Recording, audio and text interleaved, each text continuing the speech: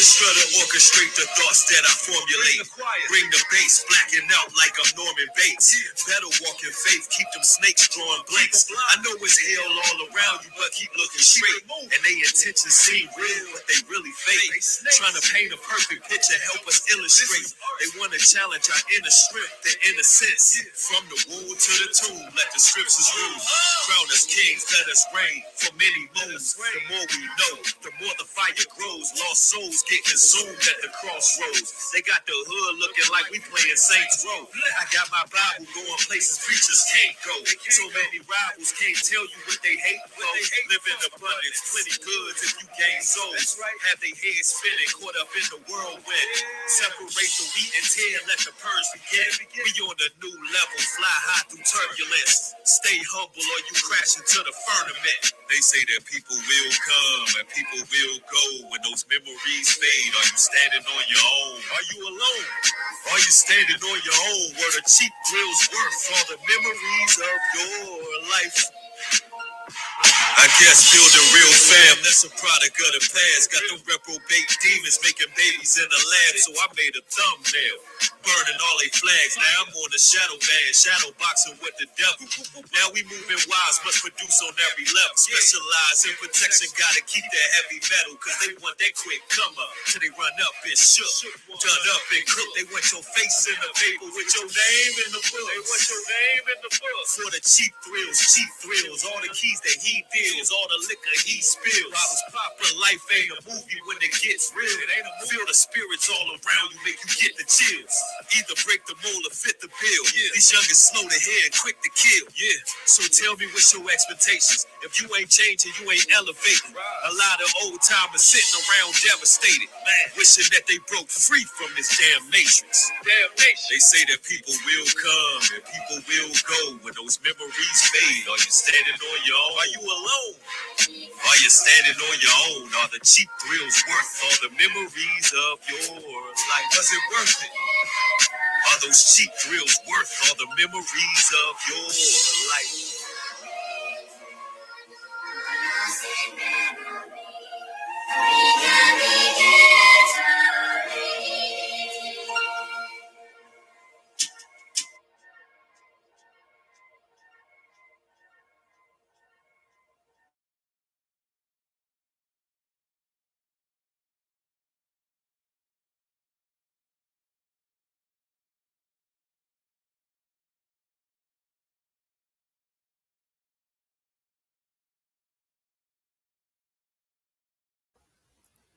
Yo, shalom, y'all, shalom.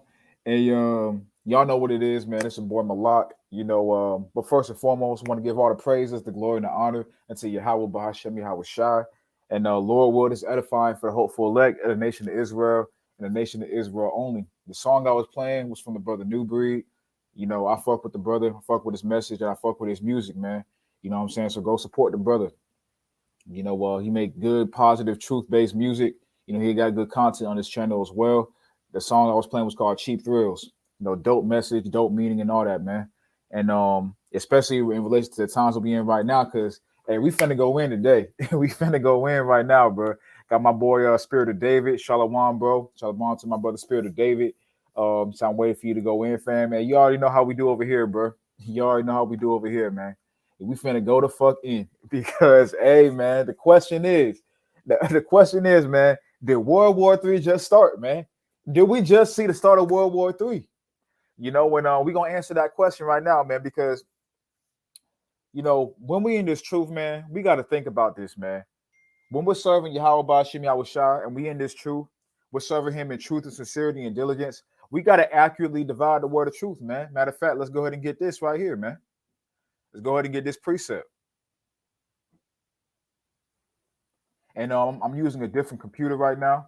So, Abaratazah, this, which means Lord will, this computer, holds up and y'all can hear me well. But I got my other computer on standby just in case the stream goes out or anything dies down. That way we can make a seamless transition.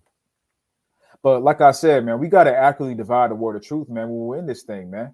This is the book of 2 Timothy chapter 2 and verse 15. It says, study to show thyself approved unto God, or the Most High Yahweh, a workman that needeth not to be ashamed, rightly dividing the word of truth. So we got to rightly divide this word of truth, man. Meaning what?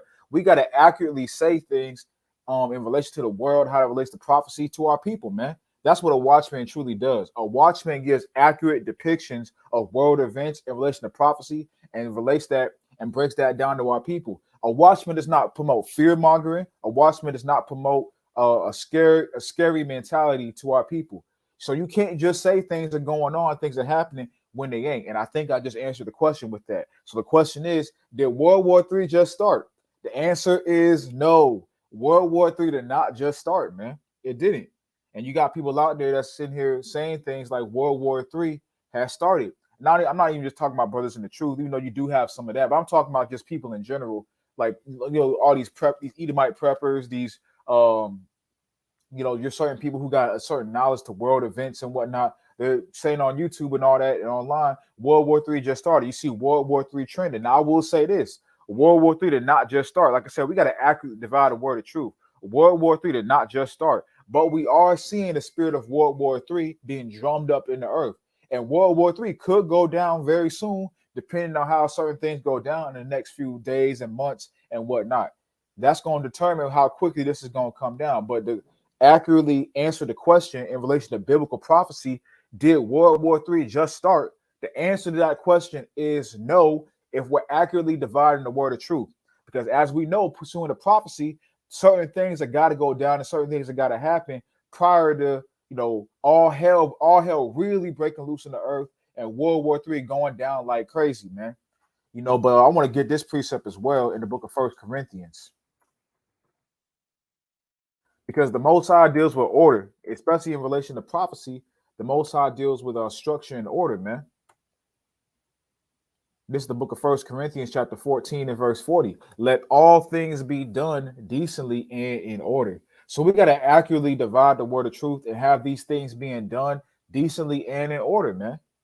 So we're saying, we're preaching certain messages and we're relaying and breaking down biblical prophecy in relation to the world, to our people. We got to do it decently in order, and the Most High is an order with his prophecies, man. There are certain things that do got to come to pass before we see World War III, the apex of it or the peak of it being happening in the earth, man. And that's another thing too. When we talk about world war or catastrophe or destruction, oftentimes our minds, myself included, but oftentimes our minds automatically goes to the worst case scenarios or the peak of things, and we visualize that and we internalize that, and that's what we say, and then we relate that to a phrase or to a term or denote a context based off of that. But that's the peak of a situation. So I think a lot of times people talk about World War III, they're talking about nuclear warfare, guns blazing, all kinds of people gathered in the area and all hell breaking loose, nukes being sent out internationally and all that.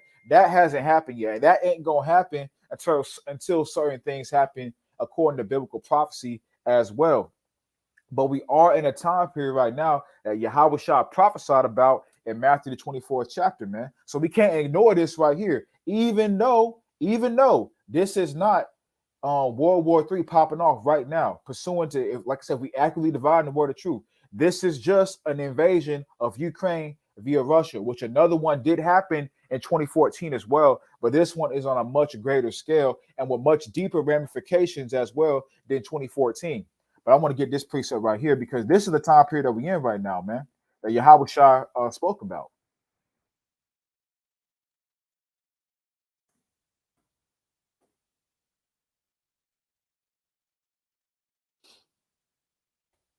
It's the book of Matthew, chapter 24, and I'm gonna start the first verse and go down. And Yahweh Shah went out and departed from the temple, and his disciples came to him to show him the buildings of the temple. And Yahweh Shah said unto them, see ye not all these things? Verily I say unto you, there shall not be left here one stone upon another that shall not be thrown down. And he sat upon the Mount of Olives. The disciples came unto him privately, saying, tell us, when shall these things be? And what shall be the sign of thy coming and the end of the world? So this is Yahweh Shah describing to the disciples from the Mount of Olives, what is going to be the sign of the end of the world? What should we look for to see the end of the world? What should we look forward to seeing, when we can, tell when you coming back, tell when these certain events that's going to wrap up this current age or neon of society up, you know what I'm saying, or eon of society up. What are going to be some of the events that detail that, and what can we watch and see so we can know, and accurately see what time period are we in? And Yahweh Shah said, it's Matthew chapter 24 and verse 4. Yahweh Shah answered and said to them, take heed that no man deceive you, for many shall come in my name, saying, I am Christ, and shall deceive many. And this is going to have deeper spiritual ramifications as well, in regards to what the Christian church depicts as the Antichrist, and what the world is going to see as some beam of light type context. This is going to be going down into the mystery of iniquity, which I'm going to go into that a little bit later. But continuing on, Matthew 24 and 6, and ye shall hear wars and rumors of wars. See that ye be not troubled, for these things must come to pass, but the end is not yet. I want to focus on this right here. Yahweh Shah said, see that ye be not troubled. Bro, when you are in the truth and you're preaching the message to our people, and you do not accurately divide the word of truth, and you just say shit, man, you're preaching a message of trouble unto our people. That's not helping our people, man. You got to give our people an accurate time period of where we're in regard to biblical prophecy, and give them the steps of how to seek protection from the Most High and start to get on that process of doing so, because of the age that we in. And the age that we in, we're exiting grace and we are entering judgment. You're seeing judgment going all throughout the earth in varying different ways right now, right? So because of that, we need to tell our people and preach to our people to keep these laws, statutes, and commandments, to have faith in Hamashiach Yahweh Shah, who the world calls Jesus Christ, to seek his face by keeping his ways and repenting, man. That's what we need to be telling our people right now. Not telling them that World War III is coming tomorrow. That's not what we need to be doing. Yeah, and I'm not saying that anyone in particular is doing that. I'm just saying, no, we can't act like the heathen, man, and not accurately divide the word of truth. See, the heathen will tell you, go get everything that you need from the store right now, because the World War III is happening next week. That's what the heathen's gonna tell you, man, because they don't have an accurate breakdown of how things are gonna go according to biblical prophecy, because it ain't meant for them, man. Psalm 147, 19 and 20. I've given my laws and my statutes unto Jacob. I've not dealt so with no other nation, man. So Most High's only dealing with Jacob in the way of understanding the ordinances, the prophecies, and things of that nature, man. So because we understand that, we don't know everything 100%, but we can see, based off of the prophecy of the scriptures, the timeline of how the Most High is going to let these things roll, right? So that right there is when we do that right there, we're able to give our people an accurate depiction of how things are going to go down, and that doesn't promote the spirit of fear to our people, man. Because as Yahweh Shah said, see that ye be not troubled. We're supposed to give our people the mindset, Salak. We're supposed to give our people the mindset of how they not going to be troubled, man. We're supposed to give our people the mindset of how they can seek Yahweh's face, so that when all hell really does break loose, they can sit there comfortably, and be like, I'm protected by the Most High. Not go out and be in fear and all that, man. That's not what we're supposed to be doing. So we're supposed to tell our people right now, what? Hey, these are wars and rumors of wars, man. So, hey, get back to keeping these laws, statutes, commandments, seek Most High's face, repent, keep faith in Yahweh Shah, and accurately divide the word of truth, do the work, read the scripture, study, pray, fast, all of that, man. That's what we need to be telling our people in these time periods of what they need to be doing, so that when World War III really does happen, which I don't know the exact timeline of that, and nobody does in terms of the exact detail. We could see this shit pop off in the next 2 months in terms of all things just, going crazy. Because as we also know, pursuing the biblical prophecy, the Most High is going to speed up the days. As he said, so I believe it's in Matthew 24 chapter as well, how the days shall be sped up for the elect's sake, So all hell could really start to break loose, and these prophecies could start to get sped up very, very quickly. It's all according to the will of the Most High Yahweh. But at the same time, though, because we got to accurately divide the word of truth, we got to tell our people the accurate things and the exact things in relation to biblical prophecy, how things are gonna go down and what's going on right now. And right now, this is wars and rumors of wars. Like I said, this is just an invasion of Ukraine via Russia. That's all this is at the moment.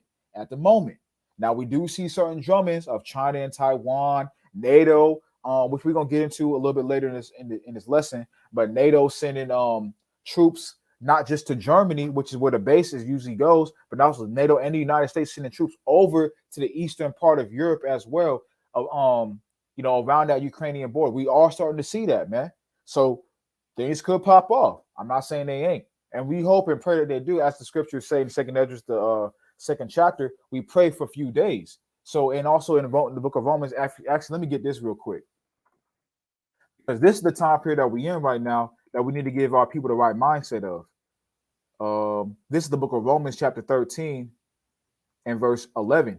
And that knowing the time, that now it is high time to awake out of sleep, for now is our salvation nearer than we believe. So that time is right now, man. Hey, our salvation is nearer than we ever believe, man. We starting to see chariot sightings pop up. We're seeing wars and rumors of wars. We're seeing famines escalating. We're seeing all hell starting to break loose in certain areas, in certain portions. Now, all hell, that's when all hell breaking loose. Like I said, with the term World War III, we automatically go to the apex or the peak of a situation in our mindset. We visualize that. But we're starting to see rumblings of all hell breaking loose, meaning what? We're starting to see little small rebellions pop up here and there. The Canadian trucker crisis, little small rebellions and protests in Germany and in France and in the United States and all that. We're starting to see people not regarding their kings or princes, as prophesied in 2nd Esdras, the 15th chapter, as well, in regards to people not regarding what the words and the mandates and like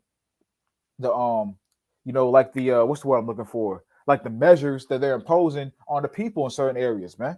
But we're starting to see all that happening right now, So we know that our salvation and all of that means our salvation is near, because as the scriptures say, Esau's the end of the world. The end of this world is the beginning of our world. Esau's the end of the world. Jacob is the beginning of it that followeth, man. So because we know that, we know our salvation is coming very, very nigh, man. In terms of how quickly it's going to come, we going to see. But time is winding down. Well, this is verse 12. The night is far spent. The day is at hand. Let us therefore cast off the works of darkness and let us put on the armor of light. I did a lesson last week going into trimming the fat for our wedding day, in terms of that crowning ceremony from Yahweh Shah. Us casting off the works of darkness is casting off those fruits of the flesh, or those traits of the flesh, pursuing to Galatians, the 5th chapter, man. That's what that's going into right there. Trimming off that fat, trimming off them imperfections, trimming off them sins, repenting, coming back to the Lord, keeping these laws, statutes, commandments according to the best of your ability, man. There are certain things that you can do in this society, man. You don't got to eat pork. You don't got to fuck no nigga wife. There are certain things you can do, man. Those are breaking the law, statutes, commandments. You cannot commit idolatry. You can put off white Jesus and Buddha and yourself being a god, being an atheist or a narcissist, damn black Cuban Saturn god in the Muslim faith or so-called faith. You can put those things off and stop committing idolatry, man. Those are certain things in a plethora of other laws as well. That's just an example of certain things we can do right now to cast off those works of darkness and to put on that armor of light, being Yahweh Shah, being that light, man. The way, the truth, and the light. No man can come to the Father except through him. Those are certain things that we can do right now. That's trimming the fat for our wedding day, man. So that's the message we need to be telling our people right now. Not that World War III is coming tomorrow. That's all that's doing. Like we just read in Matthew 24th chapter, the Yahweh Shah said, "Don't be troubled." All that's doing is pushing the spirit of fear and trouble on our people, man. We need to be giving our people actionable steps to seek Yahweh's face in the midst of wars and rumors of wars. That's what we need to be doing right now, man. And that's what this live stream is going to be going into. But I want to continue, though. This is Romans 13:13. Let us walk honestly as in the day, not in rioting and drunkenness. Meaning what? Wake up, man. And also to not rioting. We don't join these organizations, these anti-poke organizations, these worldly, like the NFAC from that nigga Grandmaster J, that Grandmaster Mason, Grandmaster J. The not fucking around coalition, which is what that is. All these different riots and groups rebelling of anarchy, rebelling against the government. We don't get involved in that shit, man. We keep the trust in our faith in our Lord, and we let him handle what he's gonna handle, man. And we just our job is easy, man. We keep the law, statutes, commandments. We have the faith in Yahweh Shah. We do the work according to the portion the Most High has given you, and you don't take the wicked devices of the wicked, man. Our job is, like I said, when I say the word easy, I don't mean that we never go through temptations and whatnot. But when I say easy, I mean the Most High has laid out an action step plan of how we get salvation, and that doesn't involve joining these worldly groups and rebelling at the White House and going down to Capitol Hall and marching. That don't involve none of that shit, man. Or being involved in some kind of protest. That don't involve none of that, man. That's right. That's vain rioting right there. That's what the heathen is going to do. And 2/3 of our people, because they don't have the light of Yahweh Shah to know what we need to be doing. And also Yahweh Shah, a portion of the spirit of Yahweh Shah to know that the Father's going to do what he's got to do. And we just get to what we need to get to for salvation. And we stay in the spirit. Ultimately, that's what I mean. We stay in the spirit. We don't get involved in the works of the flesh like that.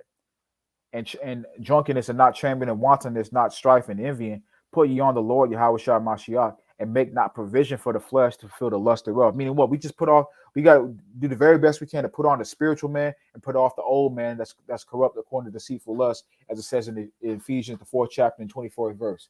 Basically going in and trimming the fat for our wedding day, man. Like I said in my last lesson I did. That's what we need to be telling our people right now that we need to be doing. Because that's going to get us prepared for the peak of what, the evils ahead. World War III really popping off in the world. The Civil War, great famine, great pestilence, great plagues, people eating each other, cannibalism making a comeback. And yeah, I said a comeback. When you read the scriptures, you know that cannibalism is happened in the Bible. The book of Jeremiah, Lamentations, Baruch. It tells you how women was eating their sodden children, meaning what? They were boiling children and eating them, man. It tells you that in the scriptures, man. Matter of fact, let me get that real quick. Let's go to the book of Lamentations.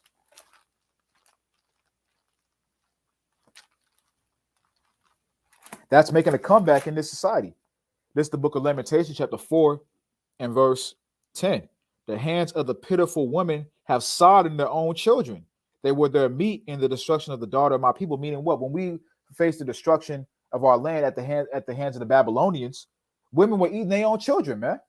That was going on in that particular time period. And that's making a comeback when food becomes scarce and victuals become scarce again in the time of trouble that the world has never seen before, pursuing the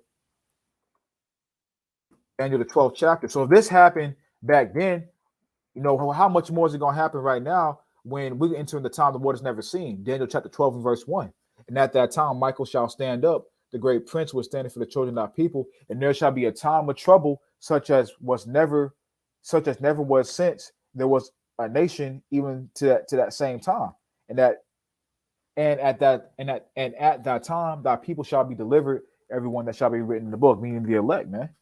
So that time is going to come, meaning what? Everything that happened in the scriptures, all the vicious, nasty, disgusting, vile acts in the scriptures that happen is going to resurface again, and it's going to be a much greater capacity, man. That's what that's saying. But also too, the everlasting redemption is going to come as well. See, the Most High's balance. There's a dark and there's a light. Like it says in Isaiah the 47th chapter, the Most High controls the dark and the light. The death and life is in the hands of the Lord, man. So there's a redemption to come from this, but there's also great death and destruction and nasty and vile things that's going to happen in this world in this time period as well. That's what we need to be telling our people. Get yourself ready. Get your house in order. 2nd Ezra, the 14th chapter. Get thine house in order and put off the weak nature, because we're starting to see these rumblings pop up in the earth in great ways. And it's not here just yet, but it is coming. So you got time to prepare, because when you tell people this is going to happen tomorrow, which who knows what's going to happen according to biblical prophecy in terms of how quickly the Most High is going to speed things up. But he does have an order. And like I said, there's certain things that do got to come to pass before that great death and destruction and judgment, aka World War III, the Battle of Armageddon, the war of the end all wars, does happen. There's some things that got to go down according to the timeline of prophecy. When you don't tell our people that, they gonna think, okay, I have no, it's what's the point? If the time is up, I haven't been doing what I'm doing. What's the point? And you're robbing that brother, that sister of time to seek the Most High's face, because they feel like they don't have no time for it, man. So you got to accurately divide the word of truth and tell our people these things. But before I continue, get some of these comments. All the brothers coming through supporting and watching. I already got my brother Spirit of David. But this is the brother Chariot Win. Hey, Shalom, brother. I think it's the first time I've seen you on the channel, man. So Shalom, bro. Hey, Yahweh Bashim Barakatah, and welcome, brother. Shalom to the bro Messiah coming through. Hey, Shalom, bro. Appreciate you coming through. My brother, Mr. Sean John, appreciate you coming through as always, brother, showing love and supporting. Shalom, bro. He said the book of Isaiah, chapter 33 and verse 6, a beautiful, beautiful precept. And wisdom and knowledge shall be the stability of thy times, and strength of salvation. The fear of the Lord is his treasure. And that's what's going to guard us in the times ahead, is this wisdom and knowledge and understanding. It's a precept we should all know, man. Honestly, man. I don't like making statements like that, because every man has his own portion according to the Lord. But this is a precept we should all know, that we all need to have this precept. Wisdom and knowledge shall be the stability of our times, because that gets us the understanding of what we need to be gathering and getting for the times ahead, man, and what we need to be prioritizing in the times ahead, man. Like we read in Romans the 13th chapter, putting off the shit of the flesh, man. Not saying that you can't involve yourself and do things of the flesh. Of course, we still do those things, as long as it's not wicked. We still do those things, but that's not what's going to protect you. That's not what you need to prioritize. It's about putting things in its right prioritization, man. Wisdom, knowledge, understanding of the Most High comes first, and then everything else after that, man. Not saying you can't do those other things, but if you don't have the wisdom of the Lord, man, then why the hell are you doing anything else? Get that first, and then you can do the other things you need to be doing, man. That's what I'm saying, because that's going to protect us in the prophetic age that we living in.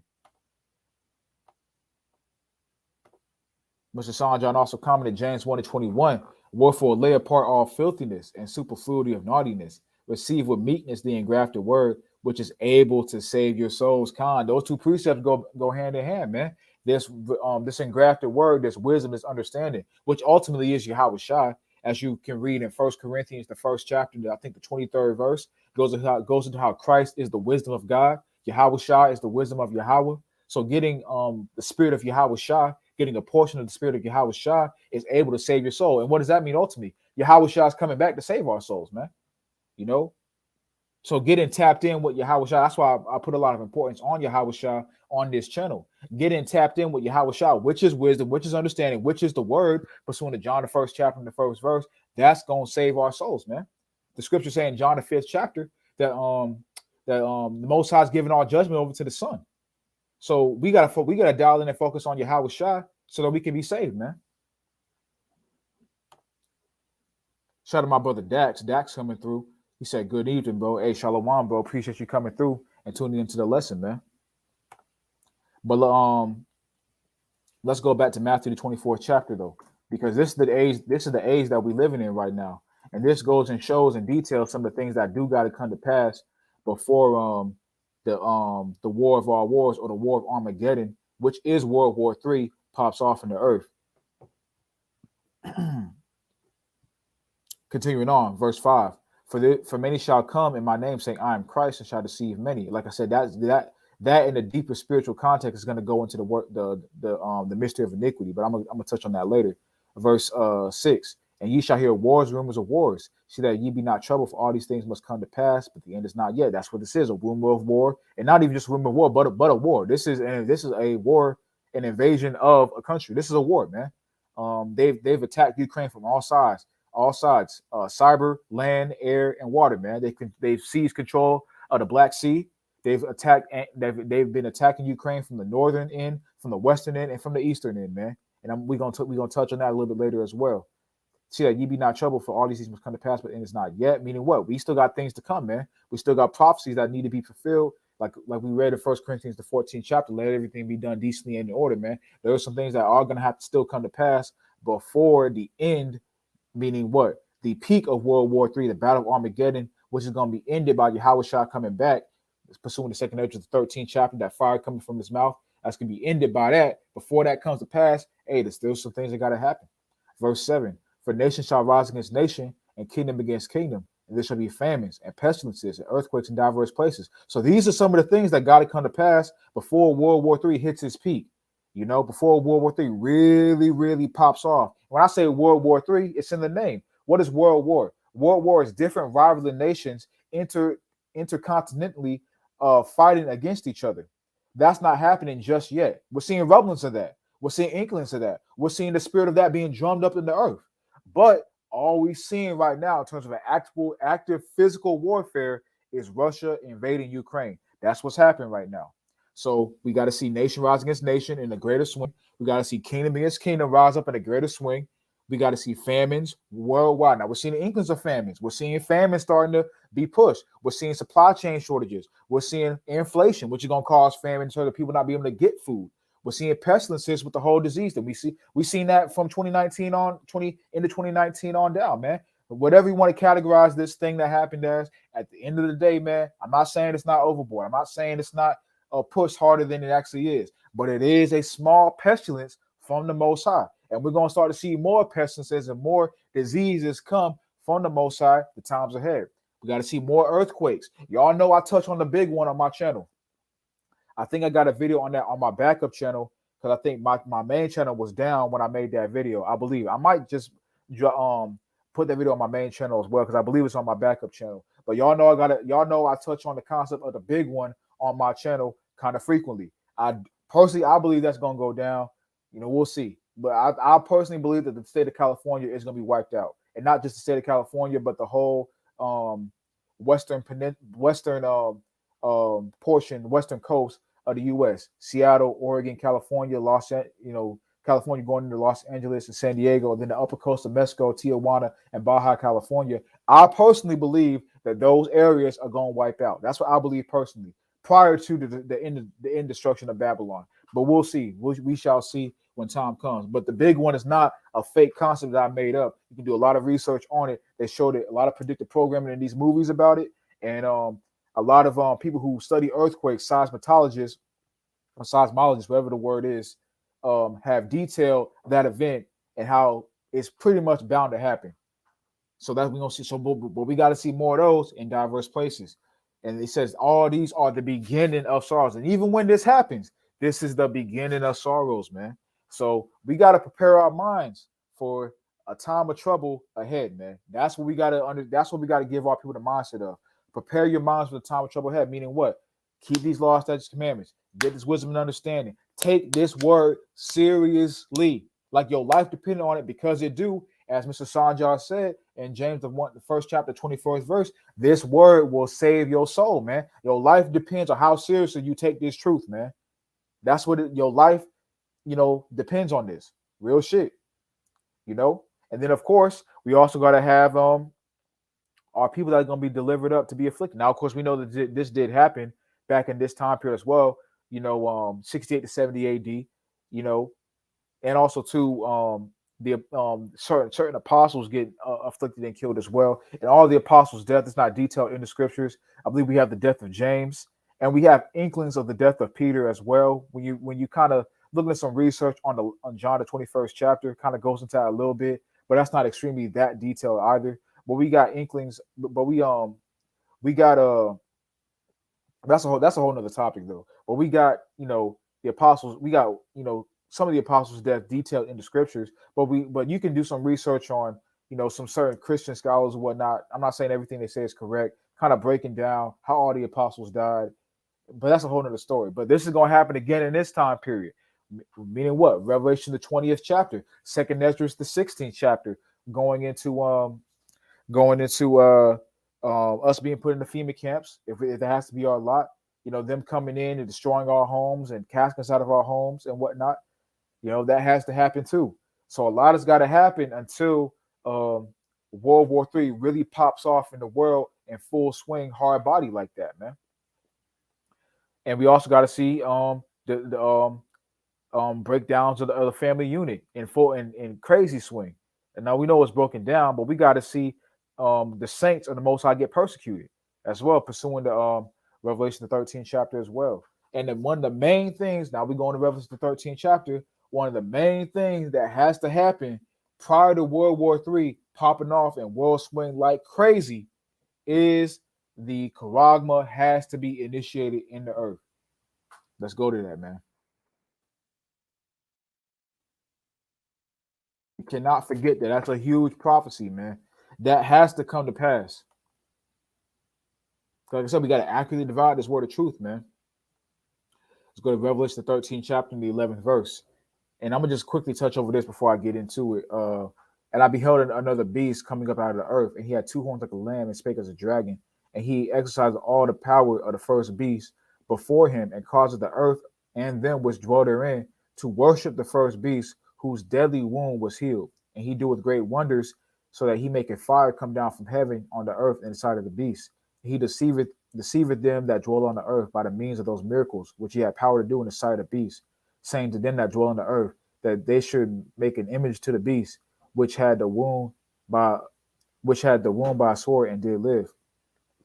So just going into the image of the beast real quick, that is going to tie into the mystery of iniquity, because from a spiritual context, now the image of the beast has spiritual representations and has physical representations. When you go into certain bank setups in London, and the physical spiritual representation from the Vatican, and going into the Christian doctrine and things of that nature, based off of the ancient pagan Roman Catholic doctrine. But the higher level spiritual context of the image of the beast is the mystery of iniquity being pushed throughout the earth, and there being submission to it throughout the earth. And what is the mystery of iniquity? Let me do this real quick.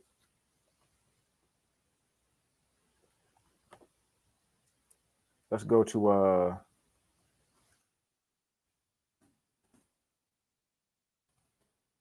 give me a second real quick.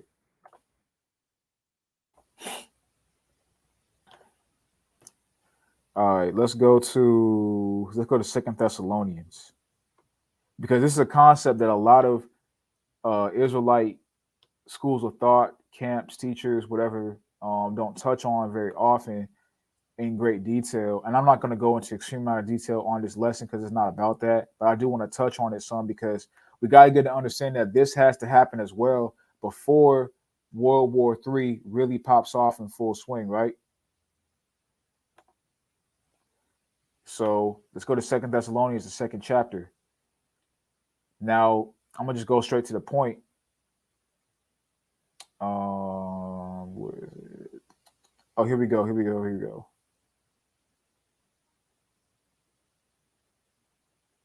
All right, 2 Thessalonians 2:7. For the mystery of iniquity doth already work, and only he who now letteth will let, until he be taken out the way. And then shall that wicked be revealed, whom the Lord shall consume with the spirit of his mouth, and shall destroy with the brightness of his coming.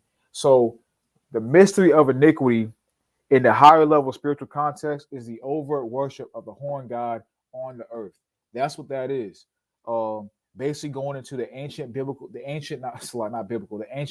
pagan practices of old being revived and pushed throughout the earth.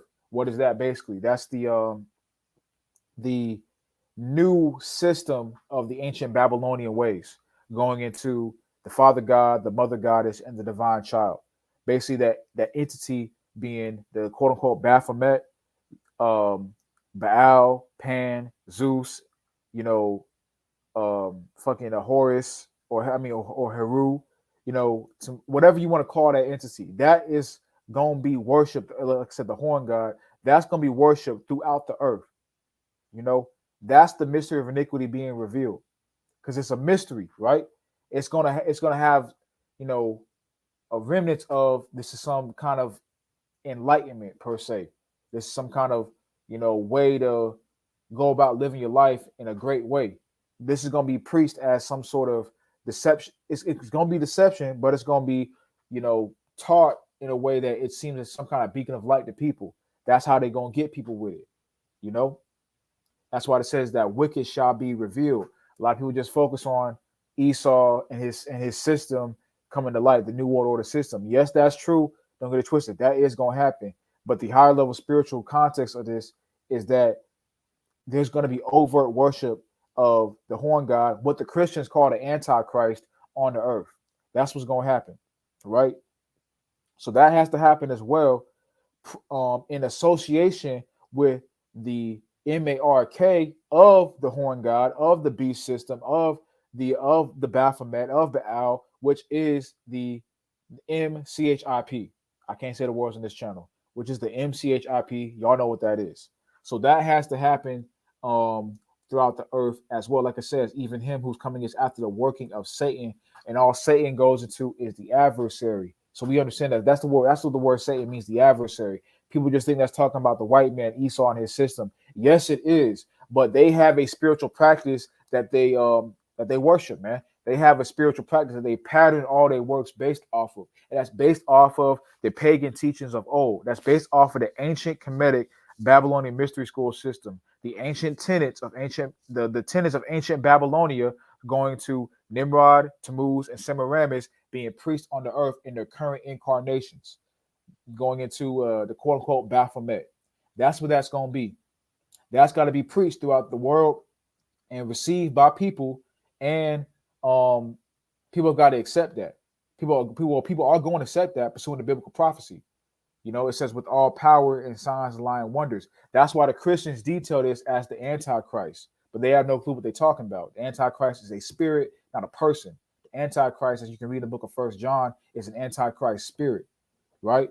So the signs and lying wonders, like I said, basically it's going to seem like some kind of revolution, and that's why they're tying this in with technology and AI. It's going to give you a sense of convenience. It's going to give you a sense of, you know, power and prestige, and you know that's why they're tying all this in with virtual reality and the metaverse. It's all connected, man. It's giving people some sorts of taking their power back, having some sort of you know, like I said, convenience within their life, you know, and whatnot with these certain technological advancements.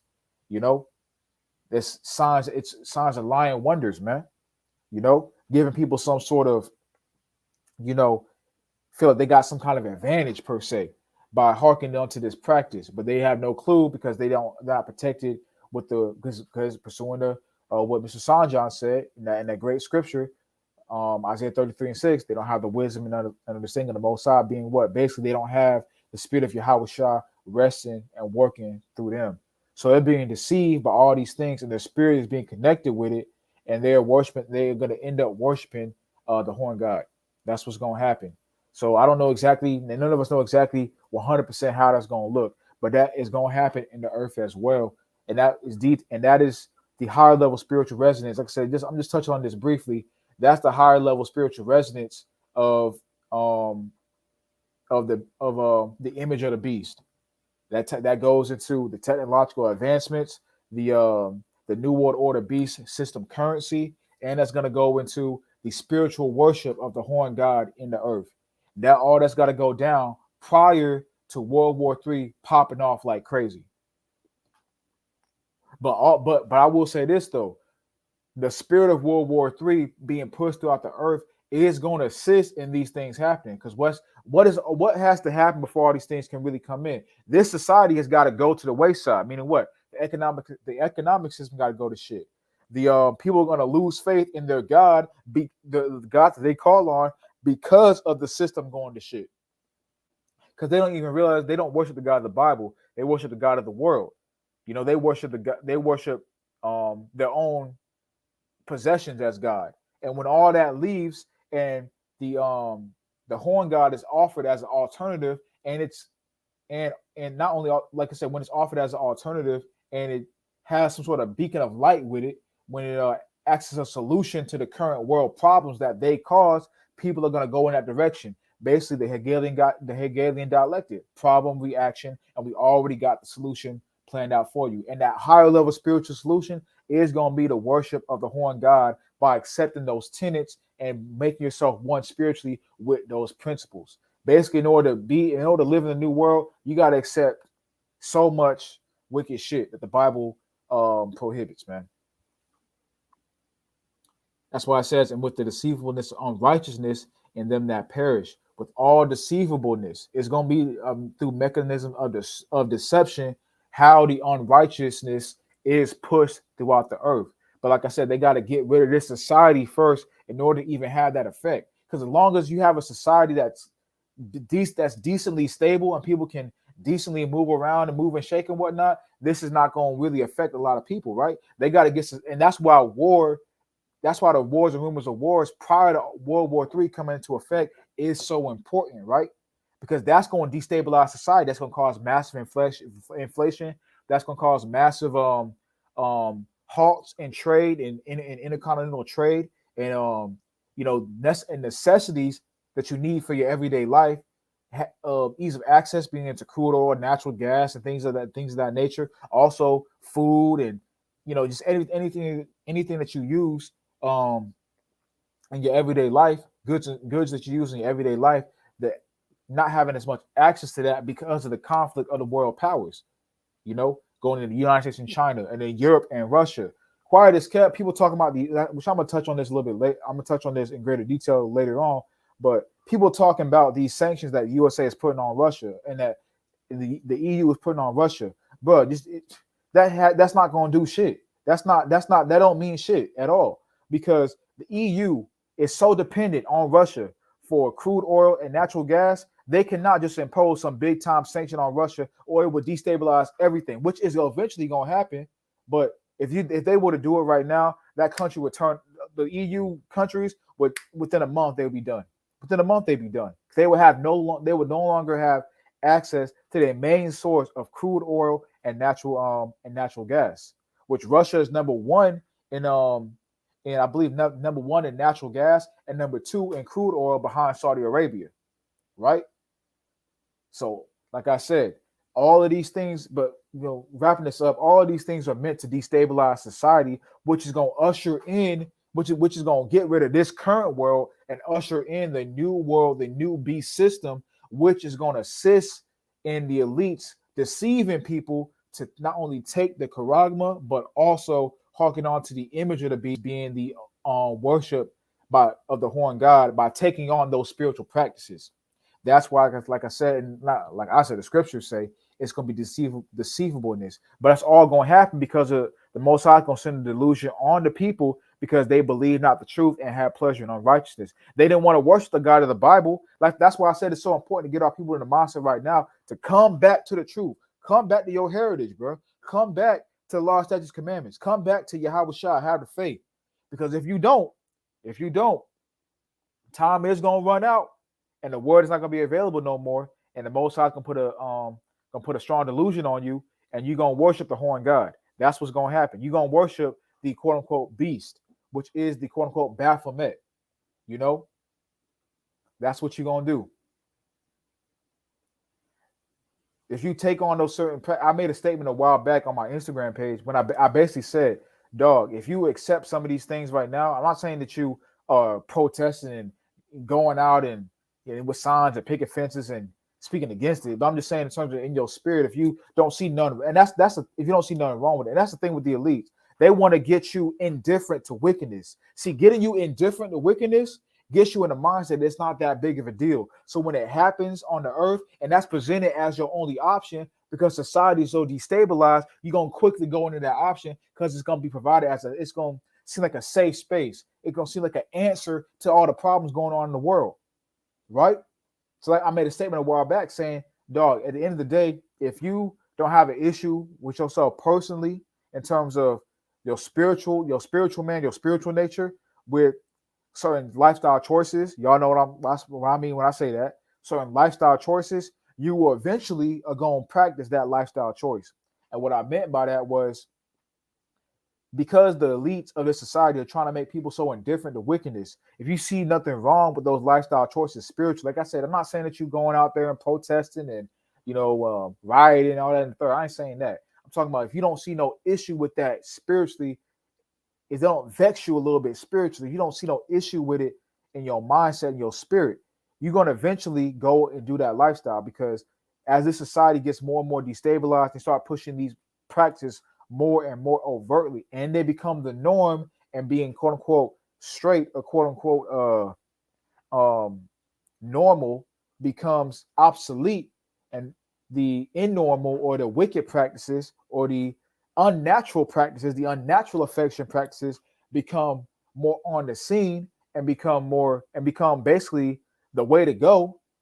If you don't have no issue with it, you're going to eventually go into that lifestyle because you were indifferent to it before. So when it's presented as the best option for you, you eventually you'll just do it, and not just us, but the children. The children are, especially the children, because that's what they learning in these schools, man.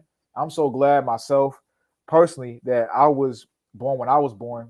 For y'all who don't know, I'm 25. I was born when I was born, and I just missed the wave of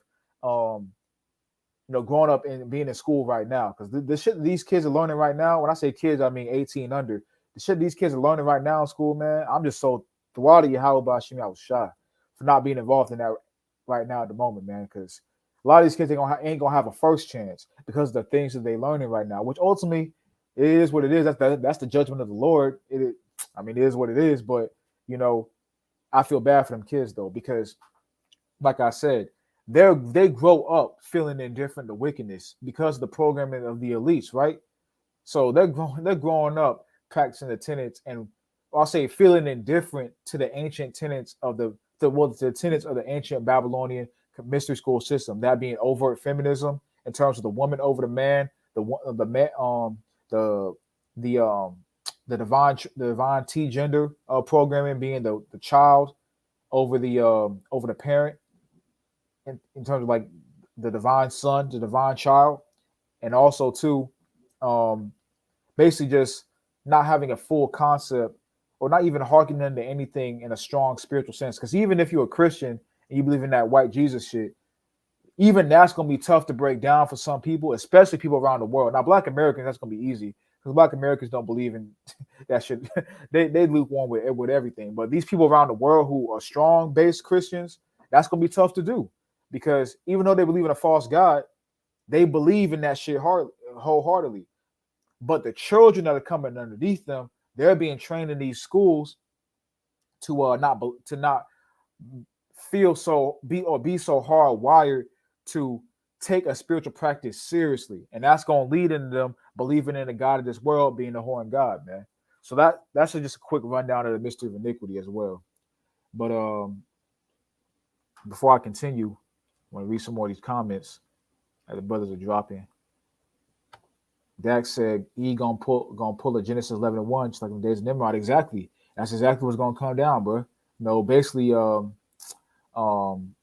of Babel shit all over again, man. But just in a more spiritual context in these day and age, with the reverberated Tammuz or divine child, that being the quote unquote image of the Baphomet or Baal, Pan, Zeus, whatever you want to call that entity, as y'all brothers know. Bringing everyone on one accord with the beast, Khan, exactly. That one world government shit, one world religion, one world government. That's what it's all about. People look at the Christians or people around the world look at the one world religion and say, oh, they're going to draft a new religion and people are going to worship that when the Antichrist comes. It's like, nah, bro. I mean, you're kind of right, but like, because it's still an Antichrist spirit. So you kind of right. But, it's deeper than that. It's deeper than just the Antichrist is going to come and get people to submit. No, it's about getting people in one accord with the spiritual practices of the beast, aka the spiritual practices of the true left-hand path being the Babylonian Kemetic mystery school system and everything that's associated with that. Like I said, the overt worship of the horn God throughout the earth that is going to happen, man. So we gotta remember that when we talk about World War III and things like that. Isaiah, shout out my brother Ghetto Genius in the building. He said Isaiah 66:4. YouTube won't let me type the whole verse out. Yeah, they cap it at a certain amount, you know what I'm saying, of characters. But I know that verse, bro. Isaiah 64 that's also going into strong delusion as well. Appreciate you coming through, my brother. Mr. Sean John got it right here. Hey, that's the spirit. Hey, call all Yahweh Shemi Awashab, man. Mr. Sanjan said, Isaiah 66:4, I will also choose their delusions and will bring their fears upon them, because when I called, none did answer. When I spake, they did not hear. They did evil before mine eyes and chose that in which I delighted not. Like I appreciate you bringing out that scripture, brother. And like I said, also in 2 Thessalonians, basically, like I said, the programming of the elite from a spiritual context right now is getting people indifferent to wickedness, indifferent to laws and practices that are against the ways of the true God of the Bible, and having them think that they're right or okay with God, right? That's what they're trying to get people to do. But that's not really, but that's, of course, we know that's an abomination. Those are abominable practices. Not even just that particular practice, but all manners of wickedness. Those are the abominable practices to the true God of the Bible, the God of Abraham, Isaac, and Jacob, right? So because of that, and they're not really seeking him in truth and sincerity, he's going to put a strong delusion on them to not only to not on to, well to go from feeling indifferent about wickedness to actively participating in the wickedness, which is going to be, like I said, it's going to tie into the overt worship of the horn god and following the tenets of the ancient Babylonian Kemetic mystery school system, or in this modern day Roman Empire, the ancient practices of the Roman Catholic Church. That's because it's the same thing. That's all that is. Basically, pulling the curtain on the true practices of the world, this world spiritually, which this world is, or this country, is particularly America, is cast as some kind of Christian country. You got, and I know my boy Ghetto Genius, you know what I'm talking about. But you got certain, people online and whatnot that try to sit here and say America's a Christian country, this and the third, and they have no clue what they're talking about, man. It's cast as a Christian country, but this world really is a Luciferian country. When I say Luciferian, what I mean by that, I mean this country is enlightened in the Bacchanalian rites, enlightened in the rites of Bacchus, who is Baal, who is Haru, who is basically the horn god, man. That's the practices. That's the spiritual practices of this country behind closed doors, and that's gonna be. And like it says in Second Thessalonians, not to go too deep into this, I want to get into the World War III aspect as well, or the Russian invasion of Ukraine aspect as well. But I wanted to lay the foundation to answer the question about, did World War III just start? This first hour is just basically about laying the foundation of no, it hasn't just started, and why certain things got to come to pass, and what are those things that got to come to pass before it does really, quote unquote, start per se. But like it says, Second Thessalonians, and then that wicked shall be revealed. What wicked? The mystery of iniquity. So it says the mystery of iniquity doth already work, meaning what? Even in this time period and all throughout the history, man, the mystery of iniquity has been on the scene, because all the mystery of iniquity is the practices of the horn god, or practices of the ancient Babylonian Kemetic gods, the pagan gods, being shown throughout the earth. That had been on the scene since Adam and Eve. When you read the book of Genesis, a lot of people think that's talking about some kind of apple, and Eve ate the apple and the fruit and all that, man. No, man, that's talking about Eve receiving the teachings of the pagan gods of the and basically taking that on, and basically, submitting herself to that. Matter of fact, we can go to Wisdom of Solomon real quick.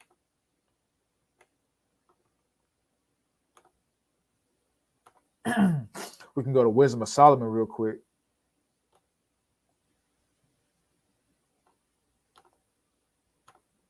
Chapter 2.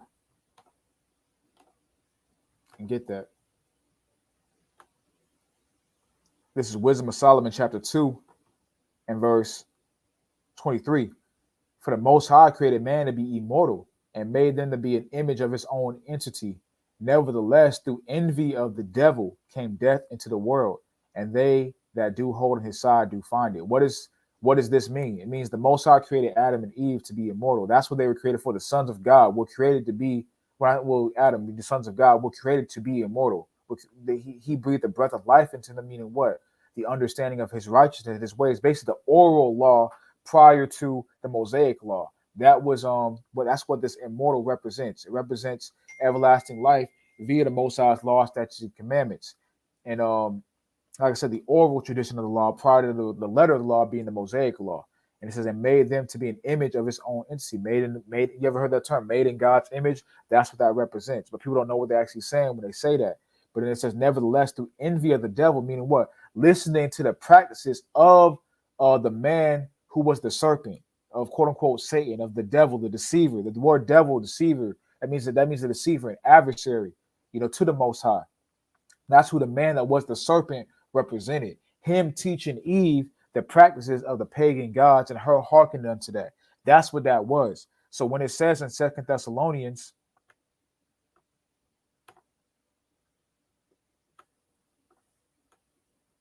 going back to that real quick, when it says in Second Thessalonians, the second chapter, that the mystery of iniquity doth already work, that's what that's going into. The pagan practices, the pagan god practices and tenets and spiritual ways has always been in the earth since the serpent spoke that to Eve, and that's been harkened onto by different evil people throughout. I'm not going to go too deep into that, but that's been harkened onto by different evil people of our nation throughout our nation's history. and it's happening again right now. It's just covered right now. Now you do got some of our people, your celebrities and whatnot, your quote unquote celebrities, your entertainers and whatnot, who have an understanding of that, and they practice that. But that's gonna be shown worldwide. And my boy King Ref, he did a great video. He did a great video about a year ago. Shout out to my brother King Ref, man. He did a great video about a year ago, basically going into how the practices of Hollywood are gonna be shown throughout the world, man.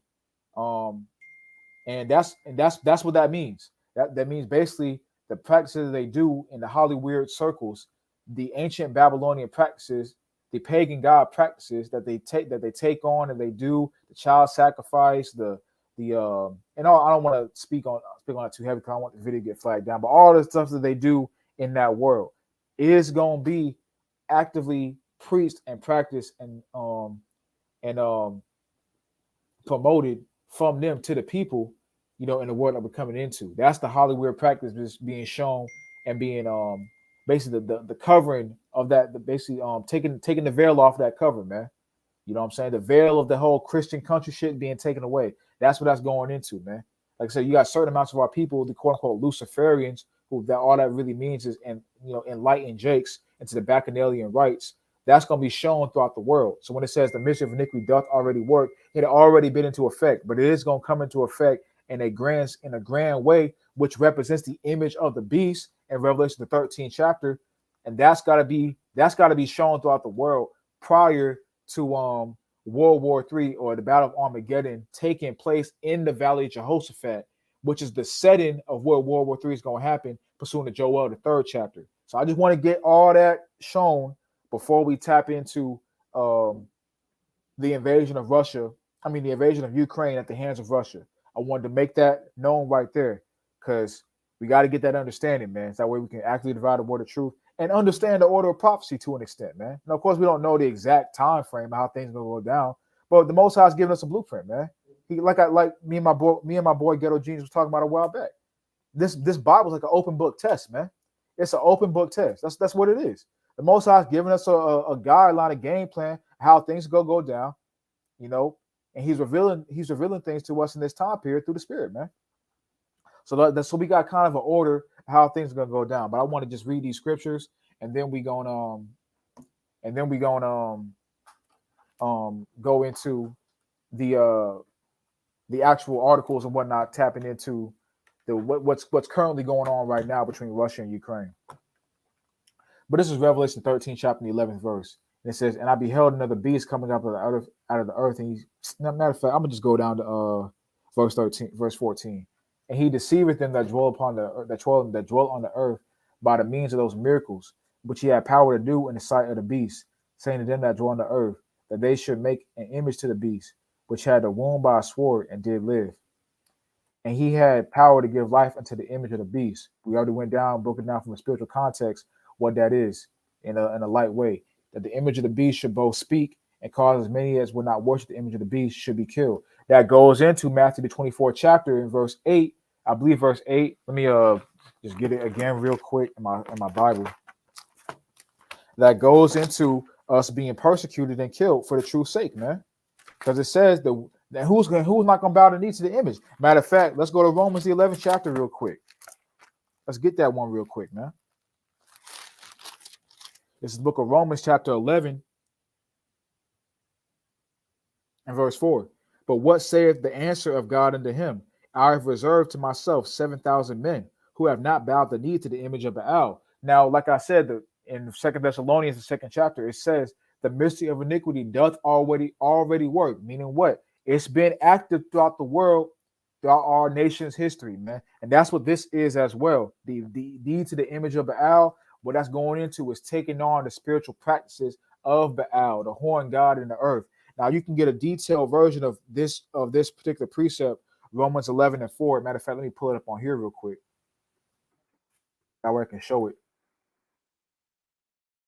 You can get a detailed version of this situation right here, what Paul is speaking about, because Paul is speaking about our history. You can get a detailed version of this in 1 Kings, the 19th chapter. It goes over that story with the prophet Elijah and all that, man. It goes over that. But continuing on, In verse 5, even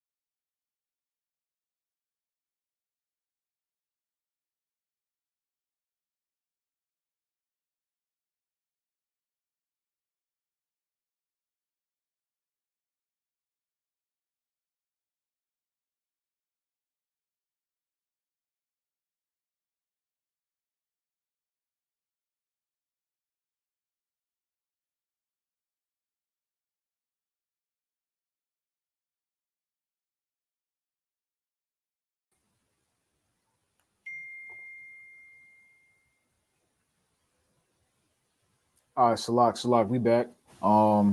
My shit went down for a little bit. Like I said, I'm using this new computer. Albaratazad stays.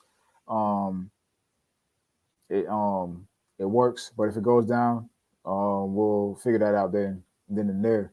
But hold on, let me do this again real quick.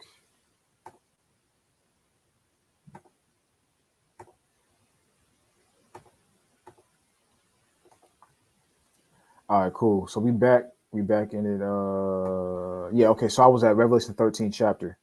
So going down to Revelation 13 chapter when it says, um, in the 15th verse, when it says, and cause that as many as would not worship the image of the beast should be killed, that links up with Matthew, the 24th chapter, where a sign of Yahweh Shah at the end times, where it says, and they shall deliver you up to be afflicted and shall kill you. That's what that's going into.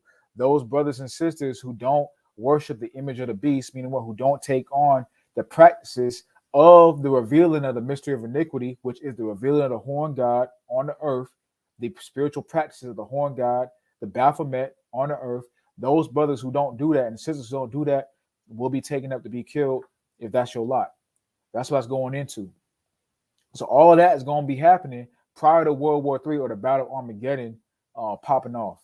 Verse 16. And he called, when I say popping off, I mean like really reaching its apex. What we think about when we think of World War, that's what I'm talking about. I'm not talking about wars and rumors of wars and rumblings. We've seen that right now, and invasions of countries, and intercontinental invasions and whatnot. I'm not talking about that. I'm talking about world, really, really big world war. That's what I'm speaking on. And we all know that's going to be fought in the Valley of Jehoshaphat as well.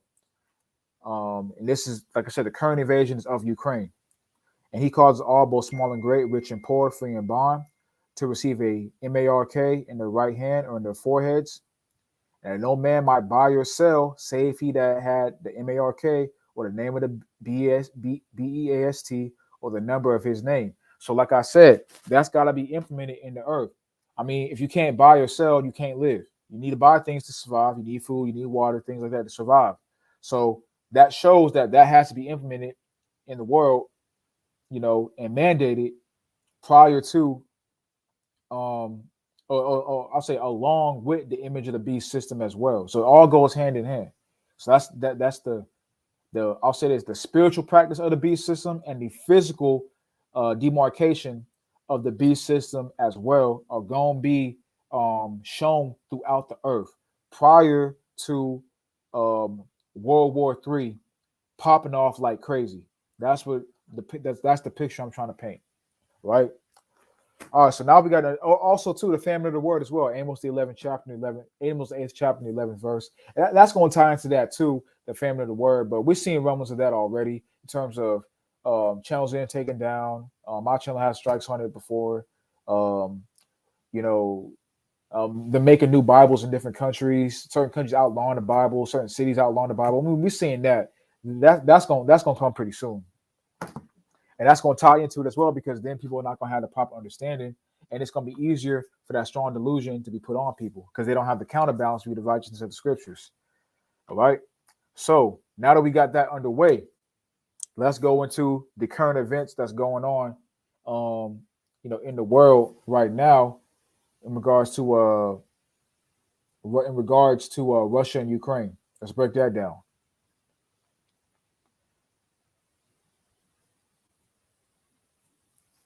And I'm actually put a timestamp so I can actually do that. I'm gonna let's see. That's 1:12. That way, brothers can, if they want to watch a specific part of this, they can go directly to that.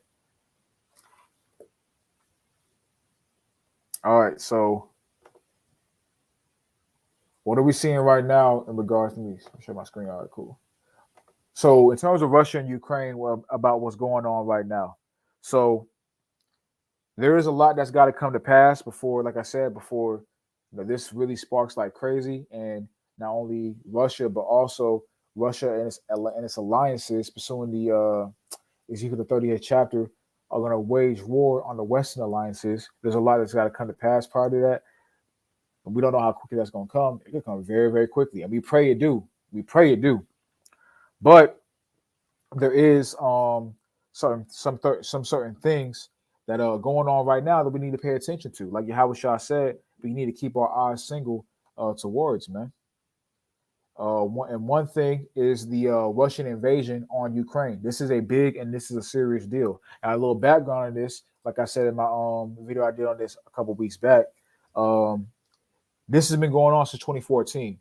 In 2014, Russia basically invaded Ukraine as well, or invaded Ukraine in that year as well, because of the conflict between Russia and Ukraine. The reason why, that's the thing, they're trying to paint Putin as this evil dictator, as this dude who's, just taking over little old Ukraine and the big bag Putin and whatnot. I'm not saying he's the devil, he is, but that's what they're trying to paint Putin as. But the reason why all this is going down is because Putin does not want Ukraine to join NATO.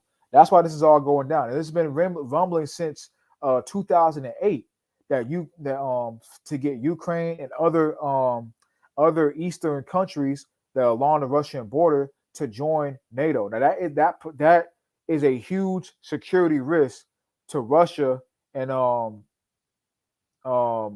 that's a huge security risk to Russia and whatnot. So I was looking at, so that's a huge security risk to Russia, right? Why is that? Because if Ukraine has a NATO alliance, or has alliances with NATO, that's basically having nuclear weaponry power at your border. That's not yours, from a neighboring country that used to be yours. Russia and Ukraine are the same country, the same people. It's the same country. You know, they had I think Ukraine got a separated from Russia in 1991. That's when Ukraine separated from Russia. But that's the same people, the same lineages, the same nationalities, the same. It's the same shit, you know. And Putin does not want them to join NATO because that would be a huge security threat to his country, right? If you would have nuclear capability at your southwest border. I've heard people make this similarity, in comparison, but I'm gonna repeat it because it rings true. That's like if Russia had nuclear weaponry power at the border of Mexico. That would be a huge threat to the security of the United States. Huge threat.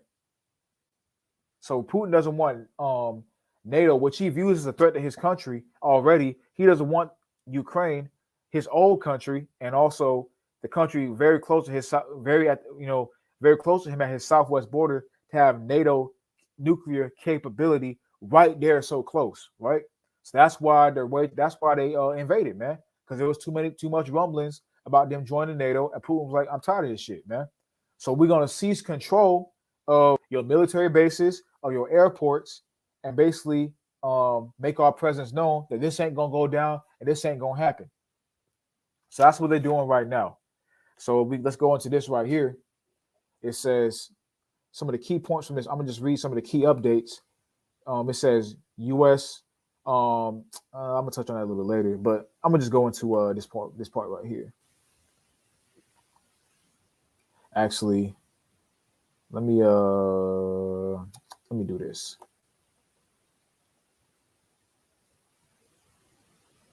It says Russian forces pressed closer to the Ukrainian capital on Friday as air raid sirens blared and people huddled for shelter in subway stations. Now, the capital of Ukraine is Kiev. So Putin has been inching closer to the capital of Ukraine from sort of on the outskirts, right? And let's go into this right here, because it shows this kind of details and shows the invasion, right? So Russia has been hitting Ukraine from a variety of different areas. They've been hitting Ukraine on air, been hitting Ukraine via the water, from the Black Sea, which is a key region that Russia wants control over as well, the Black Sea. And we're gonna go into that a little bit later. But Russia has gotten control of the Black Sea and also the what's that I got it right here. Also Snake Island, and we're gonna go into Snake Island as well. Why that's so important.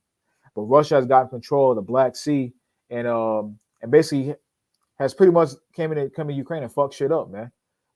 Taking kissing ass and taking names, whatever the term is. I always fuck up that term. But this details and shows the attacks from Russia. It says Russian missiles pounded Kiev on Friday. Families, which is today, cowered in shelters, which was earlier today, because Russia, I believe, is Ukraine, I believe, is about 6 to 7 hours ahead of us on the East Coast. It says Russian missiles pounded Kiev on Friday. Families cowered in shelters, and authorities told residents to prepare Molotov cocktails to defend Ukraine's capital from assault. So that shows this area right here, the main capital, Kiev. Now, they were able to get through that through number 2, which is the Chernobyl nuclear power plant was captured by Russian forces on Thursday. Ukraine's nuclear agency and Interior Ministry said on Friday they were recording increased radiation levels from the site. Let me get this real quick. All right. The reason why that's so important is because that's a direct pathway, the easiest pathway to and fro to Belarus, which is one of Russia's biggest and most important economic and militaristic / political allies. That's why seizing control or getting control of this area is so important, because it provides a direct access to Kiev, which is Ukraine's capital city.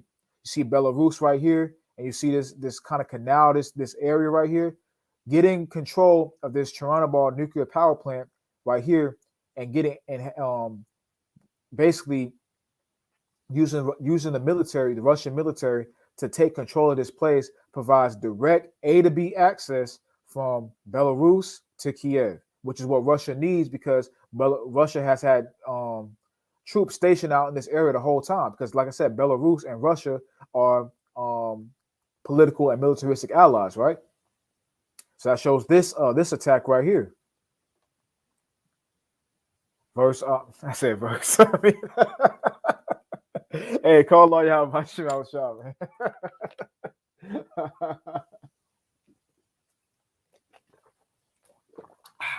I mean, point number 3, or attack area number 3.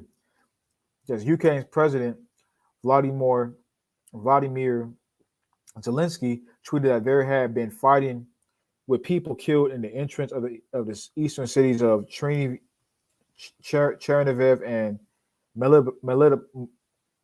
Melitopol, whatever the fuck, man.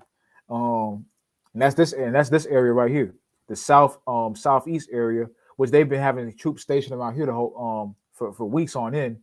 This area of Ukraine right here. Number 4, and this one is significant right here. It says a Ukrainian official said 13 soldiers had been killed on Snake Island, a speck of the land south of the port of Odessa. An audio clip surfaced that recorded the last exchange between Ukrainian and Russian forces. Basically, what that audio clip was,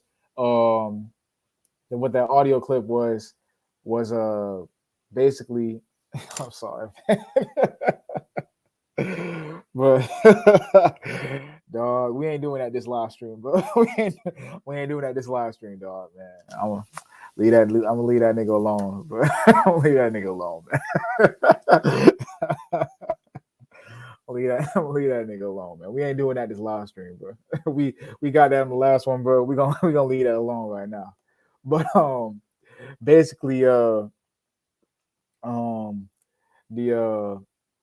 like I said, Snake Island, which is the island located off the south part of Ukraine, the south port of Ukraine, near the Black Sea or in the Black Sea.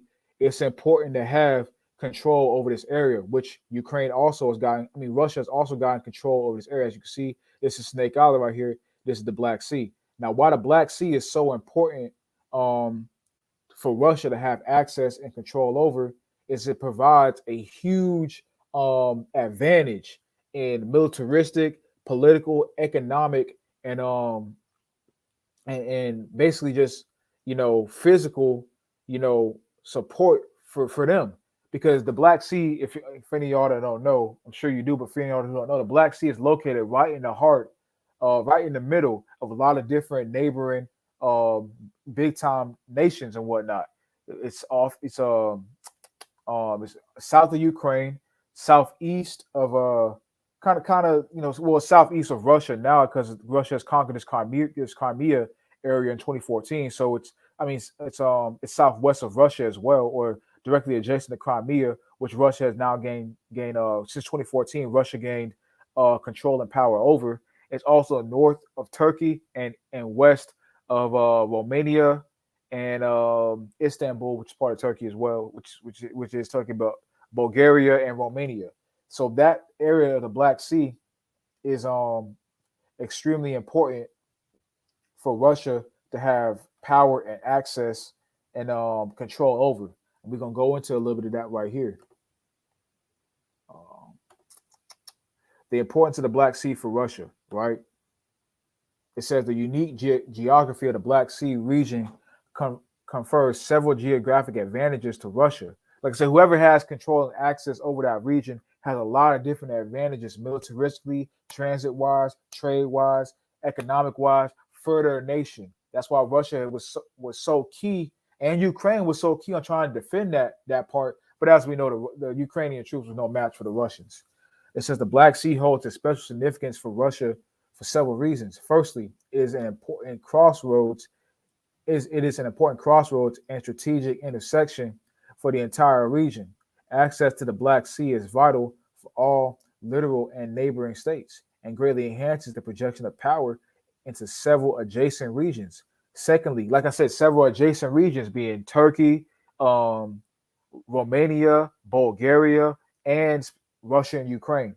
So having access, because like I said, Russia has um, in 2014, Russia gained access over Crimea. So having access to that region and the gaining control of Snake Island, which is the island of the headquarters of the Black Sea, was so important for Russia to take control over, man. Because now they have power over the mainland of the Black Sea, the main area that of land in the Black Sea. You know, now they basically have all militaristic, economic, and basically do whatever. If anything happens, they could do whatever the fuck they want to do from that area in regards to the other countries surrounding them. You know, and on the attack or on the defensive, man. That's why that Snake Island in the Black Sea was so important for Russia to get. It says, secondly, the region is an important transit corridor for goods and energy.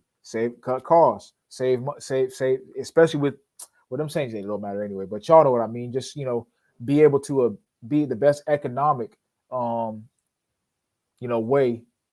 for Russia. We as what's the word I'm looking for? Like the most responsible. I'll say be able to exercise economics the most responsibly by having access and control over the Black Sea. And then thirdly, the Black Sea region is enriched in culture, ethnic, all that, whatever. That shit don't matter. But that was why it was so important for Russia to gain power over that area. Whoever has power over the Black Sea basically can act on the offensive and on the defensive for any attack the quickest within the country surrounding that region: Ukraine, Turkey, Romania, Bulgaria, and like I said, and also as well, Romania, Bulgaria. That's not just Romania, Bulgaria. That's the EU. So by Russia gaining control, let me go back to the map. By Russia gaining control over this Black Sea, they've now put themselves in a very advantageous position to fight against EU forces that are going to try to sneak up on this area right here. So Russia can attack offensively, or they can defend themselves in a more advantageous position by gaining control over this Snake Island area right here. That's why Ukraine was defending it so much, but Russia done got that shit. It's a lot. Let me just do this real quick.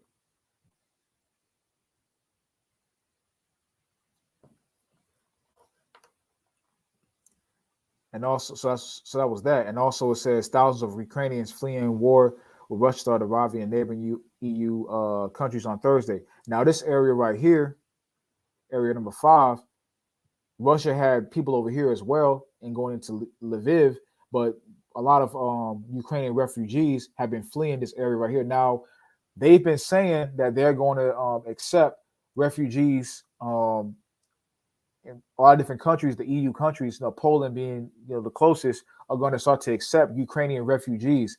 But as a recent, basically the last 6 or 7 hours, the president of Ukraine, Zelensky, has now stated that males 18 to 50 can no longer leave Ukraine, can no longer flee from Ukraine. Meaning what? What's that, bro? A damn draft, nigga. A damn draft, bro. That's what that is, man. And the draft is biblical prophecy, man. Let's go to the book of Joel, man. Biblical prophecy is undefeated, man. Now this prophecy don't particularly pertain to that region, but I just want to get this understanding to speak about the energy of the draft, man. The energy of the major armies and whatnot, having a wealth amount of people and sending them over to other lands. This is the book of Joel, chapter 2 and verse 20. But I will remove far off from you the northern army, and will drive him into a land barren and desolate, with his face toward the East Sea, which the East Sea is talking about the Black Sea. Like I said, that's why it was so important for Russia to have control over that area. That Black Sea is going to play a major player in militaristic, offensively and defensively in the coming months, years, however long this lasts.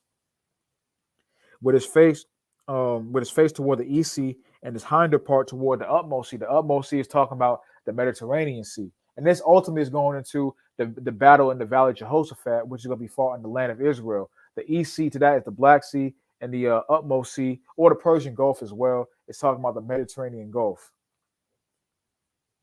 And his stink shall come up, and his ill savor shall come up because he has done great things. So I just wanted to get that as well because that's going into basically the Northern Army is talking about the army of the United States, the Babylon's army. Northern means the land of the unknown, and of course we know in the scriptures that's talking about mystery of Babylon. That's what that's going to a mystery of Babylon sending his troops over there. So now they're doing that right now, but I'm gonna touch on that a little bit later in full context. They're doing that right now, but it's not in the way in which Americans might think when you think about a war or an attack and things like that. They're just sending troops over there right now to act on the defensive. They're not, engaged in any combat. They're not going out there engaged in any warfare tactics and all that. They basically are submitting to Russia, man. All EU, or I mean, all NATO and United States are doing right now is accepting refugees and imposing sanctions. But we're gonna go into why these sanctions don't really mean shit, or not gonna have that big of an effect. But I just wanted to get that precept to show that there is gonna be a World War III draft in America. But continuing on, and also too, I want to say this: it's not gonna just be the men. Congress has been working for the past year and a half, 2 years. Congress has been working to get women registered for the draft. So all you women out there, all you prideful, don't want to listen, women out there that don't want to take heed to this word, man. Hey, man, be prepared to get drafted in World War III. It's not just gonna be the men, and that's the Most High that's how the Most High is gonna send judgment over to you women, because and the men to get drafted as well, because everyone who goes over the Valley of Jehoshaphat is gonna get burnt up, man. Everyone's gonna you're gonna get burnt up in the actual nuclear World War III, or you're gonna get burnt up by Yahweh Shai or the archangels, the heavenly hosts. Either way, in some way, shape, or form, you're gonna get burnt up. But like I was saying, going into this area again, right?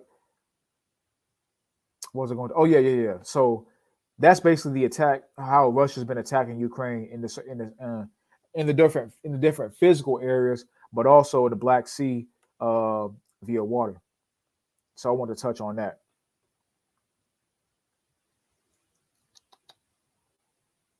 This also too goes into certain attacks as well, and we can see Russia is getting busy, man. It says Russian military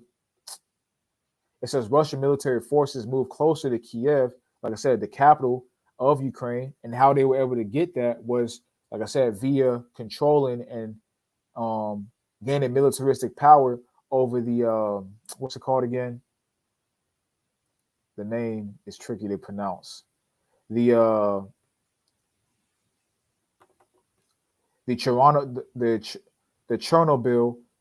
nuclear power plant, because like I said, that provides direct access for one of the major allies militaristically in Belarus, who they have been having troops stationed over there for a minute now.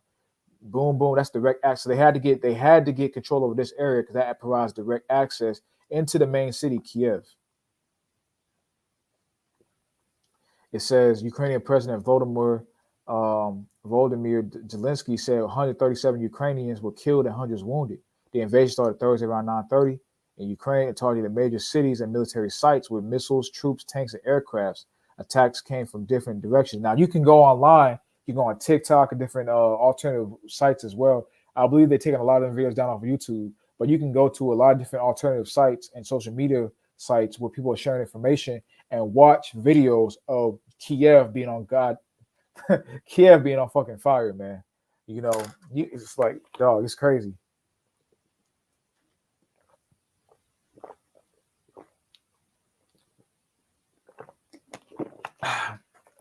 You can go and watch specific videos of Kiev being burnt the fuck up, and just look like a war zone, man. You can so Russia's been getting busy over there, and the main question is, like I said, this is just an invasion of Russia, and invasion of Ukraine at the hands of Russia. The main question is NATO going to get involved on the offensive, also engaging in military tactics and warlike tactics, militaristically? If they do, You know, Putin has already came out and said if anyone tries to stop Russia from invading Ukraine, World War he basically said World War III is coming. He said it's going to be basically the worst attack or the worst outcome since World War II. So Putin is dead ass serious, man. He ain't playing. He ain't playing at all, man. Because he views NATO as a huge threat to his national security, which I understand why, man. You know, he basically NATO has been trying to move more toward the east after they made a pact. I believe it was in man, I forget the year that was in, but they made a pact that they would no longer move further east. And they've been trying to, since 2008, they've been trying to get Ukraine. And Ukraine's been, and also Ukraine has been trying to join NATO, which we see why Ukraine has been trying to join NATO for reasons like this, because they need the militaristic help of NATO against Russia, against an attack. Because we see they Ukraine is done, bro. We see they getting taken over right now, man. It says Ukraine Ministry of Foreign Affairs said Russia fired more than 100 missiles. Ukraine ain't got no chance. And this is what I was speaking about in regards to the soldiers getting killed on Snake Island, and why. And like I said, they were refusing to surrender because that Snake Island area is extremely important to have control over. It's the land mass. Russia's already got Crimea. It's the land mass over here in the Black Sea. Which, if you, like I said, you got control of the Black Sea, you got control of this land mass area in the Black Sea. You had a major advantage offensively and defensively, militaristically, and also for economic reasons, to have responsibility for trade and things of that nature as well. That's a key area to have control over, because it's on so many different states are bordering it, and so many different attacks. You can fight off so many different attacks from this area and from people surrounding the area. You Poland and all the other EU areas, that can Romania, that can Bulgaria, right here, that can lead into this area right here, or be on the offensive, attack from this general area right here. And since Ukraine had control over it, Russia wanted to come and take it, which they have successfully done. And Russia is still demanding that Ukraine never join NATO. That's one of the pacts that Russia wants. Russia wants to guarantee that Ukraine will never, ever join NATO. And you can see right here that Ukraine and Russia are the same place. I mean, it's a bigger type country as opposed to these. It's a bigger landmass type country as opposed to these other EU or NATO based countries. It's the same. It's literally the same shit. It's the same people. It's the same region. It's the same geographical area, man. And it's the one that's directly. It's the biggest country with the most area, the most diameter, the most space. That's next or adjacent to Russia. Meaning what? It could provide the biggest national threat to security for Russia, man. And Putin ain't having that, man. He ain't having none of that at all. And I get it. Like I said, if like I said, people have been saying this. I'm not making this up myself. I got to give credit to brothers that have been saying this. It's just like if America or if Russia was trying to send nukes and missiles over to the border of Mexico. That would be a huge threat to America, right? So you can understand why Putin don't want that. It doesn't want Ukraine to join NATO at all, because he would view that. He already views it as a national threat against Russia. But he would view that as even more of a threat because they would have such close adjacent access to the Russian border, which is a big security threat.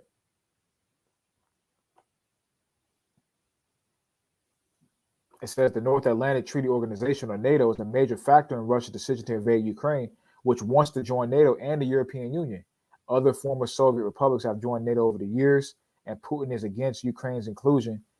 And that's the thing. Other Soviet republics, it's not that big of a deal because the diameter of the countries really aren't that wide, and it doesn't provide as big of a of an attack, But Ukraine, because it's so fucking close and so it's such easy direct access, Putin ain't having none of that, man. And also for different economic reasons too, but that's a whole other story. It says in diplomatic talks, he demanded assurance from NATO that it wouldn't admit Ukraine. NATO said the decision is up to Ukraine. So Putin ain't coming down. He ain't forging over his demands, man. It says, while Russia is invading Ukraine, could it be the start of World War III? Here's what we know. Like I said, we got to accurately divide the word of truth in this thing, man. Is it the start of World War III? No, it isn't, because in order for World War III to start, in terms of like it actually starting, there's got to be certain biblical prophecies that come to pass as well. Remember, the Most High deals with prophecy, man. He does everything decently and in order. So according to the order of prophecy, certain things do got to come to pass. But it is the start of wars and rumors of wars, which Yahushua spoke about, prophesied about, and it's the drumming of the of World War III. It's the drumming of World War III. And why do I say it's the drumming of World War III? We all know these precepts, or we should all know this precept at this particular period of time. Let's go to Ezekiel 38th chapter, man. All right.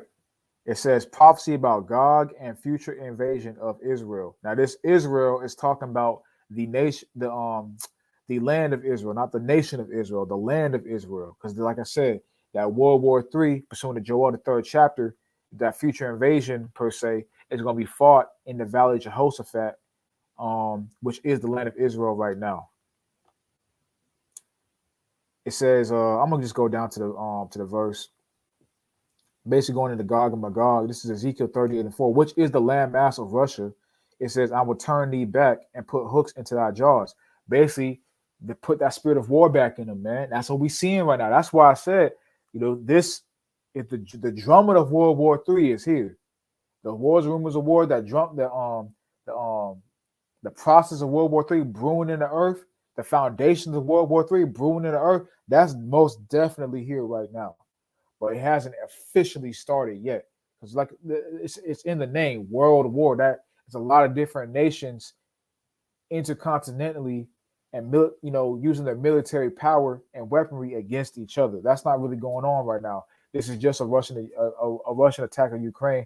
And NATO has also said they don't even have no plans of using warfare tactics against Russia. They just providing assistance on the defensive end, against for Ukraine, because Russia hasn't actually attacked an actual NATO country yet.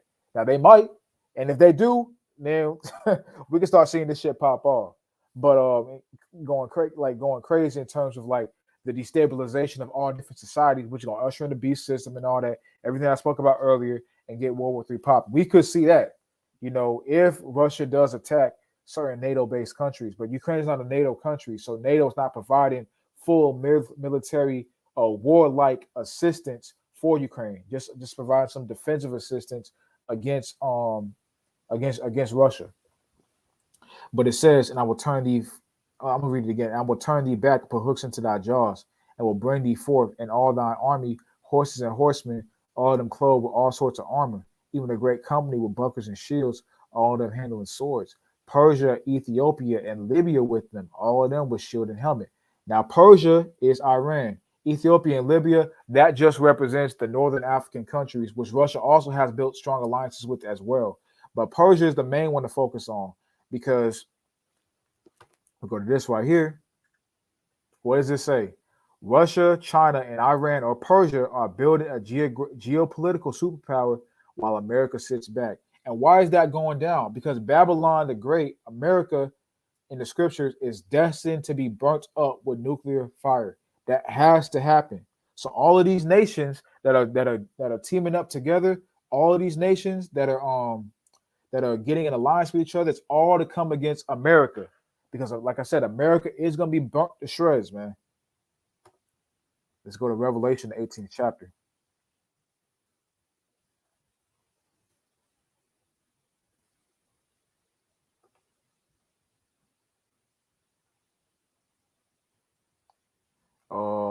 Let me see what exact verse I want.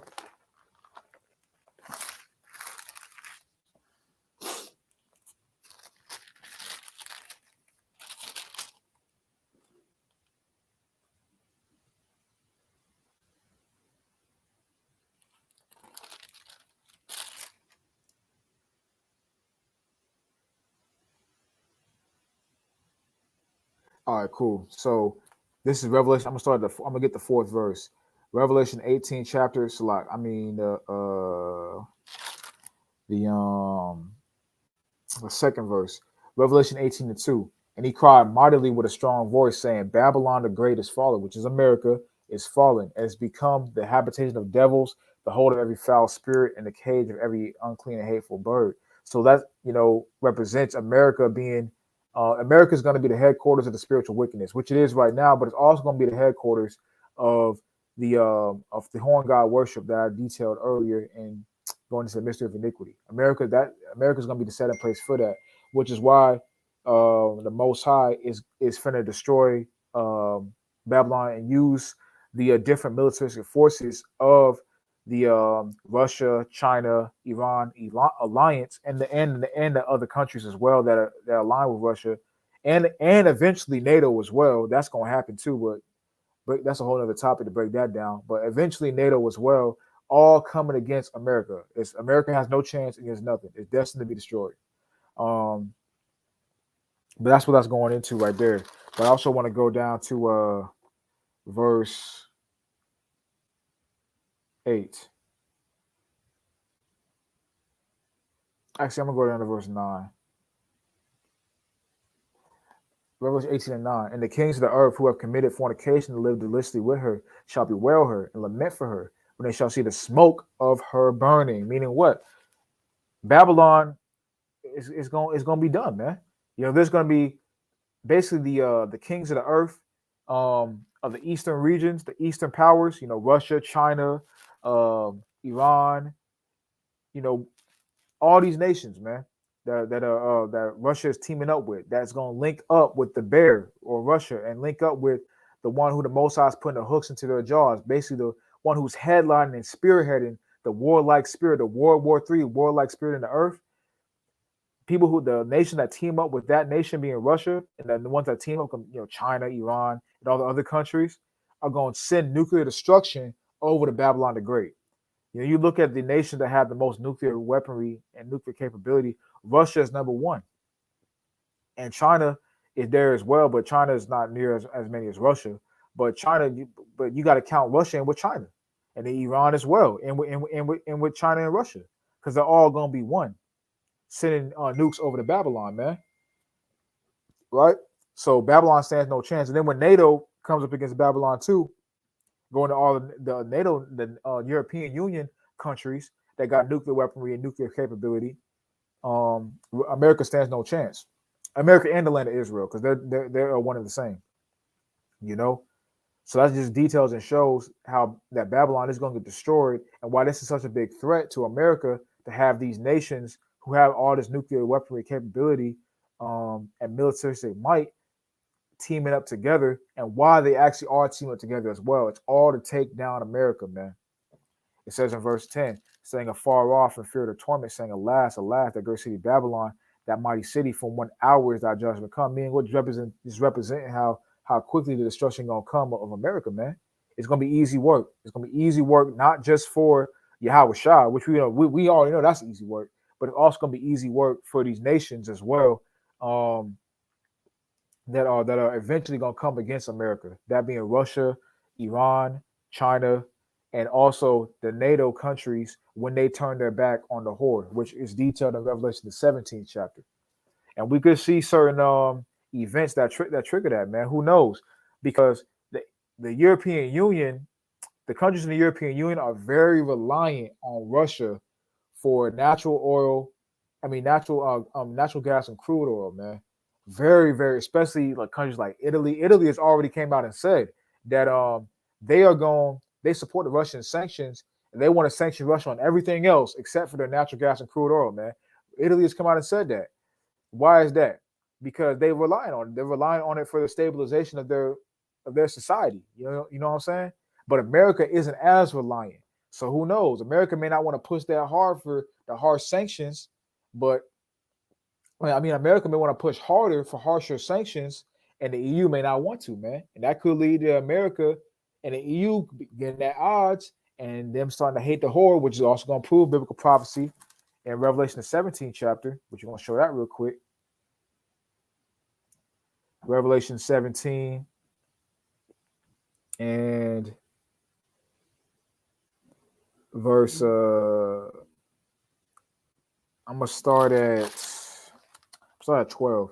And the 10 horns thou sawest the 10 kings, which have received no kingdoms as yet, but received power as kings went out with the beast. These had the same mind and shall give their power and strength over unto the beast. So this is going to show that the 10 kings is going into NATO, which started out as 10 nations, now since matriculated and added 30 more, but it started out as 10 nations. And it says they've received power as kings, one hour with the beast, representing a elongated period of time that they reigned together with the beast, having supremacy over the world. Because remember, after the Cold War, the USSR was dismantled, and that's what NATO, after the Cold War, or I'll say this, NATO was formed as a defense against the USSR, and since the USSR lost the Cold War and was dismantled, NATO and America have pretty much been in power. You know, that's why it says, but receive power in 1 hour with the beast being America. It says these have one mind and shall give their power and strength unto the beast. And the beast in this context, from a physical representation, means America, but it means other things as well. But for this representation, it means America. But it says gave their strength unto the beast, meaning what? America is the spearhead. America is at least from the optic perspective, America is the spearhead of NATO. And America is the spearhead of the economic, militaristic, and spiritual might from an optic perspective. Now we know the economic head really is in London, and the spiritual head really stems from the Vatican. But the optic perspective is that it's America. And that's what matters. What matters is the optics of it. Because that's what resonates with people in the world, right? So it says, and because of that right there, they're basically an alliance. But what's going to happen? It's Revelation 17:16. And the 10 horns which thou sawest upon the beast, these shall hate the whore. The whore is going into Babylon, as we can read in verse 5. And upon her forehead was written, Mystery Babylon, the great mother of harlots and abomination of the earth. That's going into the whore right there. So that's going into Babylon. So it says, the 10 horns which thou sawest upon the beast, these shall hate the whore, and shall make her desolate and naked, and shall eat her flesh and burn her with fire. So America has no chance. America is going to be destroyed. America is going to go by the hands of the Eastern alliances via Russia, Iran, and China, and also by the hands of NATO. They're all going to burn up America, man. America has no chance in militaristic might against the nuclear power and weaponry of Russia, China, Iran, all the NATO countries. America stands no chance, man. America's got nuclear capability, but not in defense against that. So this is showing and detailing how Babylon's going to go. So it's going to be interesting to see if the EU if America wants to put more harsher sanctions on Russia, because it's not as dependent on Russia for crude oil and natural gas, and the EU doesn't. That could lead to rumblings, and that could lead to disagreements and disintegration of the NATO and America alliance, or the EU and America alliance. We shall see. We shall see. But I want to get this point right here, because now you go into the certain sanctions and whatnot, because this is basically what's happening. Actually, before I do that, let me go into this right here. Here we go. This is what I wanted. What is NATO doing? So let's go into what NATO was doing, because we understand what Russia is taking names at this particular period of time. Russia is going ham. Putin is going ham. But what is NATO doing in response? Let's go into it. It says members of the North Atlantic Treaty Organization have met Russian invasion of Ukraine with outrage, deploying thousands of troops to Eastern Europe to protect their alliance members. But while Russian forces launched a violent assault on Ukraine Thursday morning, NATO countries will not engage in warfare against Russia unless a member nation is attacked. And like I said, Russia has not attacked a member nation. Ukraine is not part of NATO. The decision to stay out of the conflict in Ukraine comes at fraught time for NATO, as Ukraine has expressed a desire to join the military alliance, but remains shut out in large part of Russia's fierce opposition to more eastward NATO expansion, which would break the pact and the treaty that they made, I believe, in 2008. But I could be wrong on that. Y'all brothers can correct me if I'm wrong.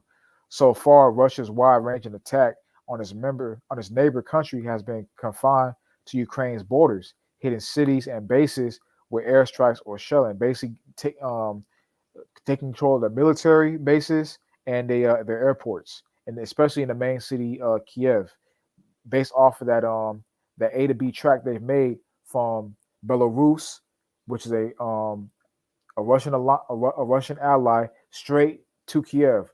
Like I said earlier, that's why it was so important to get the control of that Chernobyl area in northern Ukraine. Provide direct access to Kiev. It says hitting cities and bases with airstrike and shelling, but several nearby NATO countries are on high alert and have formally asked other members to discuss whether the alliance should take collective action. Because, like I said, Putin views NATO as a threat in its own, but right now it's targeting Ukraine to send a message that no, Ukraine is not joining NATO. We ain't finna have all that nuclear capability right there at the southwest part of our border in such a wide margin that Ukraine can apply. It says, here's what you need to know about NATO's role in escalating tensions with Eastern Europe. Okay, here we go. What was NATO's response to Russia attack? NATO Security General Jens Stoltenberg has called Russia's move a brutal act of war and affirmed Thursday morning that the military alliance would defend every inch of its territory should Russia attack a member country, which hasn't happened yet. An outcome military experts say is unlikely. Despite the ongoing warfare and mounting casualties, NATO will not send any troops to Ukraine, instead bolstering its own eastern flank. Now that was a couple of days back. That has since changed. NATO has now sent troops over there now, but we're gonna go into that. That's going to Ukraine and NATO, but what's the point I want to go to? Here we go. It says NATO activates response force for the first time in history. Now NATO was sending troops over to the borders of Ukraine to act in defense against Russia. It says NATO, for the first time in its history, is activating its NATO response force, NFR, in response to Russia's invasion of Ukraine. We had activated NATO's defense plans to prepare ourselves to respond to a range of contingencies and secure alliance territory, including by drawing our own response force, NATO heads of state and government said in a joint statement released Friday after the alliance held a virtual summit. I'm going to go down to show what that means. It says the extraordinary move marks. I need some water.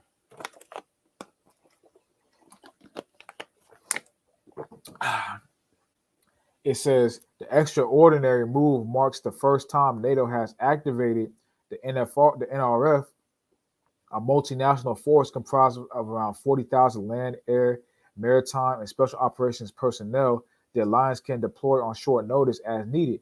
All 30 members of NATO must agree to activate the force, which they did on Thursday. So the Pentagon, which includes Babylon, America, the Pentagon in January put 85,000 U.S. troops on heightened alert for such a mission. And with the NRF now activated, these troops could soon be ordered to Europe to help boost the NATO countries near Ukraine, which they have since done. And I'm going to get that point. Where's that point that I wanted?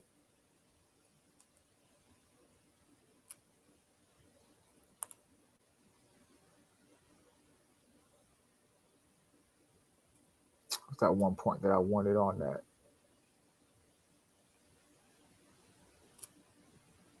Might be in here. I think it is in here.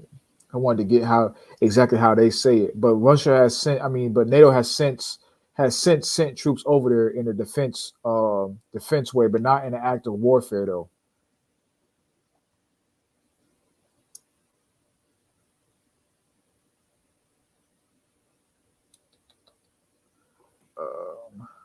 Thought I had the article up here.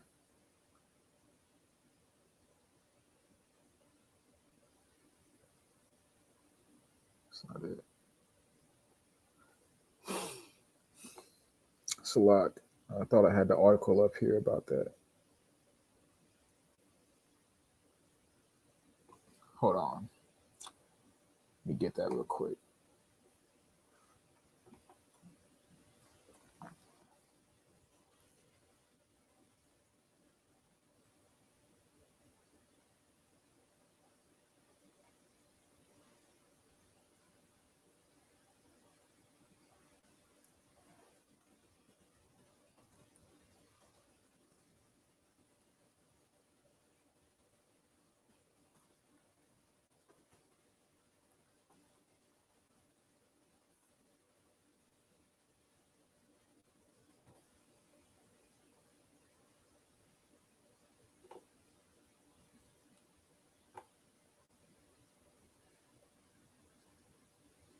Oh, here we go.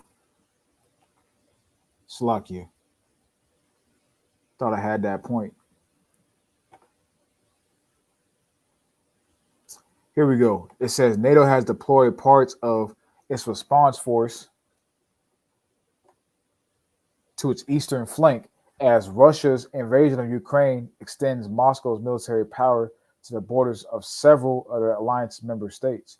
It is the first time that the treaty's response force is used for collective security, NATO Security General Jens Stoltenberg told reporters on Friday. We're deploying elements of the NATO response force on land, at sea, and in air to further strengthen our posture to respond quickly to any contingency, Stoltenberg said, adding that countries bordering the conflict in Ukraine are extremely concerned. And I once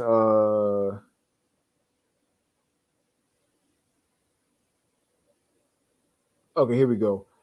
President Joe Biden was among.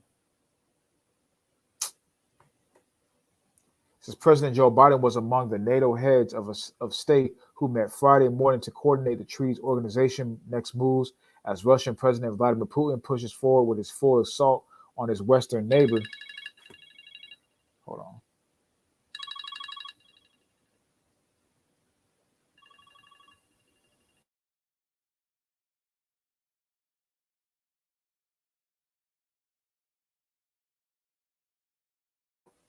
All right, it's a lot.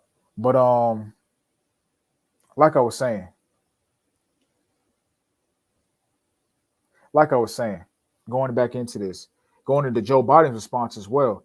It says Russian forces encircled and entered Kiev on Friday, going into Russia's attack, basically promoting how NATO was going to respond. Well, basically promoting NATO to respond. And it says the NATO deployment along its eastern flank also comes as the U.S. warned that Moscow's ultimate goal is to capture the government in Kiev and establishing a Russian-backed government in Ukraine's capital, which is why they, like I said, which is why they created that access via taking over the Chernihiv area in northern Ukraine that provides direct access from Belarus to Kiev, A to B access. That's why that area was so important for them to get. But it says basically NATO said it will continue to deploy troops as necessary to ensure strong and credible deterrence and defense across the alliance now and in the future. Our measures are to remain preventative, proportionate, and non-escalatory. What is that basically saying? We ain't gonna engage in no warlike trait tactics with Russia. We're not gonna sit there and engage in war. We ain't gonna provoke them no further than they already are. We ain't gonna, because Ukraine is not a NATO country. Now, like they said, they will defend NATO-based countries, but Ukraine is not one. So NATO was not in there or in Ukraine or on the area of the eastern area right now to attack Russia. They're just defending you. They're defending Ukraine from an attack. I mean, they're defending the capital city of Kiev from a Russian takeover. That's what they're doing right now. That's what the goal is. But President Zelensky of Ukraine has come out and said that they need more assistance. They need harsher assistance than the sanctions. And what is he saying when he says that? He's saying we need militaristic help, and we need, because we're trying to defend our nation, we need NATO to step in and attack Russia back because we don't have the power to do so. But if that happens, man, like I think personally that they don't want to do that because they ain't ready for an attack from Russia, man. the nuclear capability that Putin and these Russians got, man, NATO stands no chance. So they're not trying to provoke that. They're not trying to, all the nuclear weapons that Russia can wipe out, can fucking wipe out Europe, man. They ain't ready and prepared for that right now, right?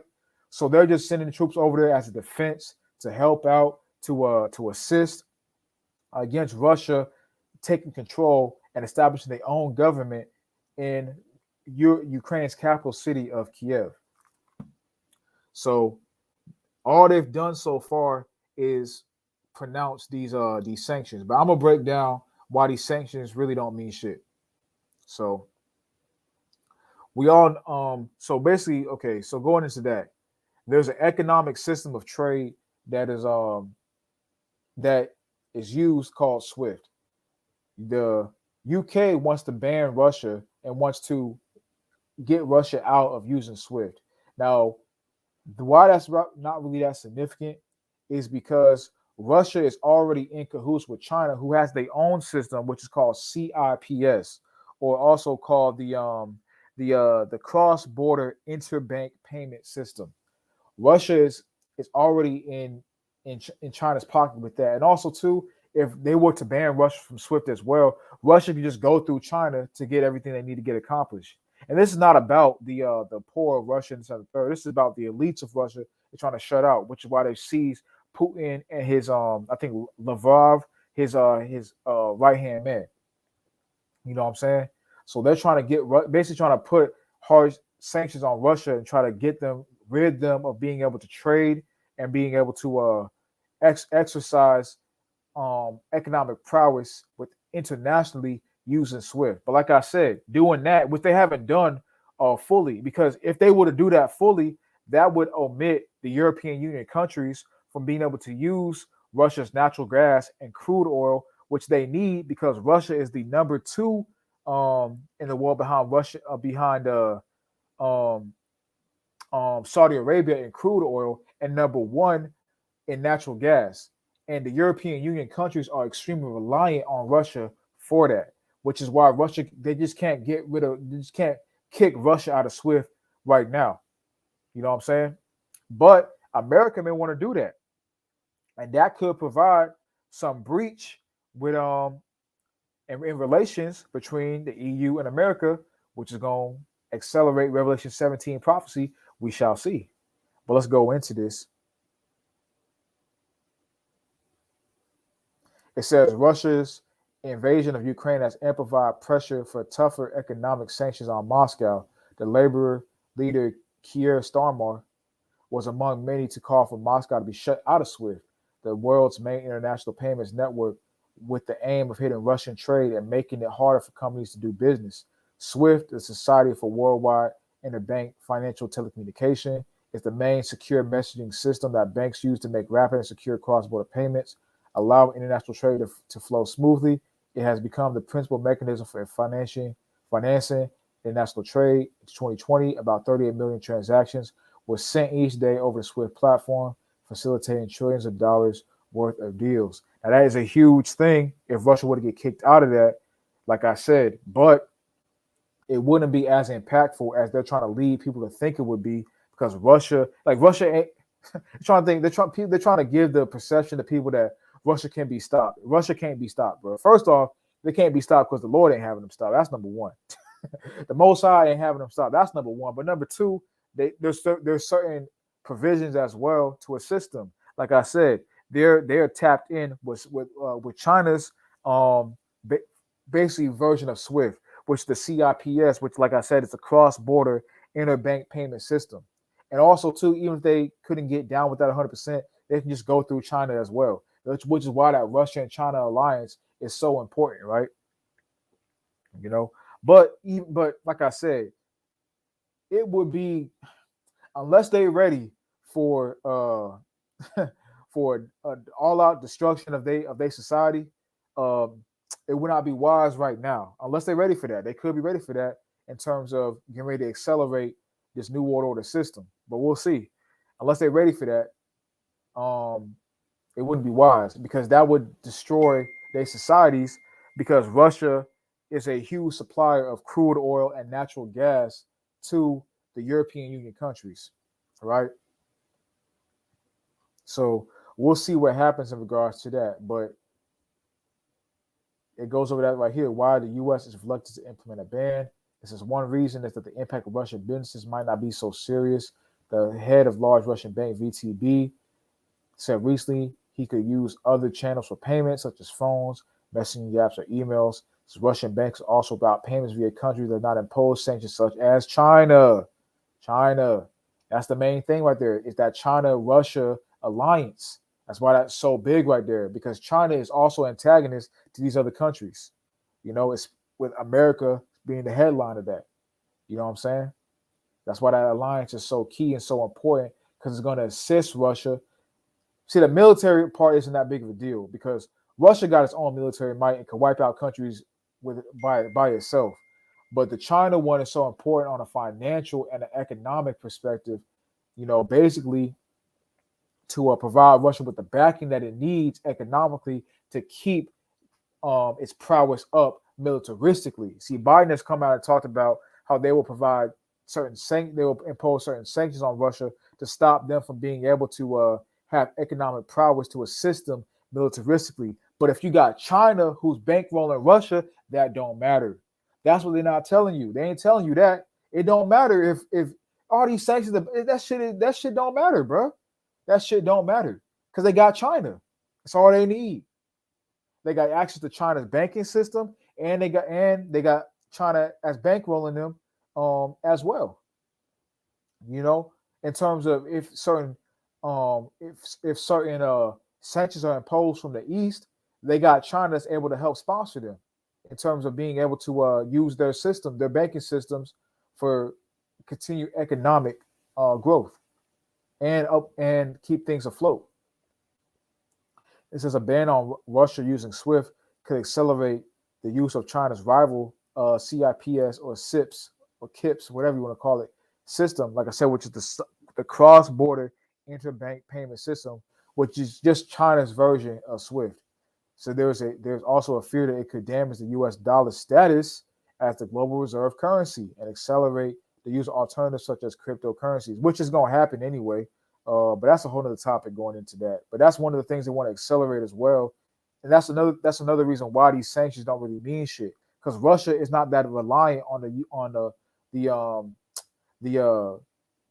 United States dollar prowess right now anyway. Russia is not that big of a trader with the United States right now.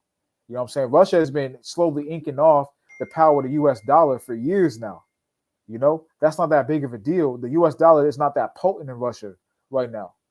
Like I said, they got China, and they also got BRICS, which is which 3 of the 6 or 4 to 6 largest GDP is in BRICS: Brazil, Russia, India, and China.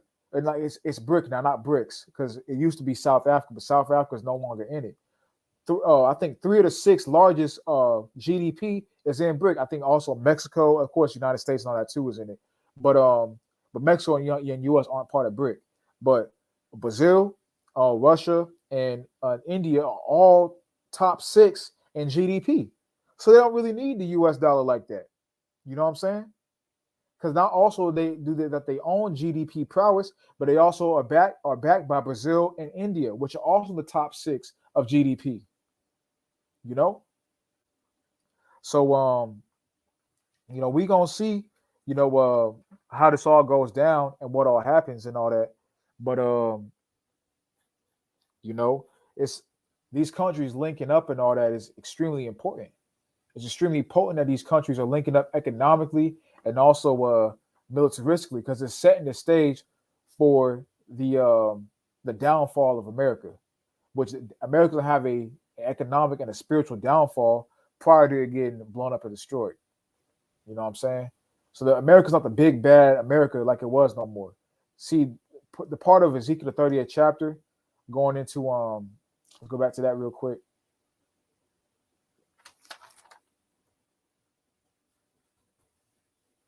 Part of Ezekiel the 30th chapter in regards to putting hooks into thy jaws. And you know, of course, we know that's talking about the militaristic might, but part of that as well is giving them the power again, giving them basically going back to that USSR state, man, giving them the power against America again. You know, basically on some I don't need you type shit. Economically, militaristically, all that, man. Financial, all that, man. Russia has set up certain programs and steps where being separate from America in all ways really isn't that huge of a deal. Not quite frankly, number one, because they got their own, they supply their own crude oil and natural gas in the Great Lakes, because they're number two and number one, respectively, in those regions. I mean, with those natural resources in the world. And also number two, they've established alliances with China for economic stability and prowess. You know, also too, they're like I said, they're top 6 in the world in GDP. So they don't need the American dollar for stability. You know, so we gonna this is gonna be interesting how this is all gonna go down, man. But get some of these comments. Brother Ghetto Genius said, Exodus 15:3, the Lord is a man of war. Khan. So it's funny, you got people out there talking about we need to pray for Ukraine and we need to, you know, pray that God, you know, stops this. Oh man, these people are in for a rude awakening, man. These people are in for a rude awakening. God is the one that's causing this, man. Let's get Isaiah the 47th chapter real quick, man. Let's get that. Let's get the classic.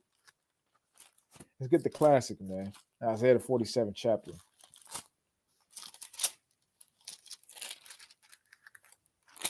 So like it's Isaiah the 45th chapter. Let's get the classic.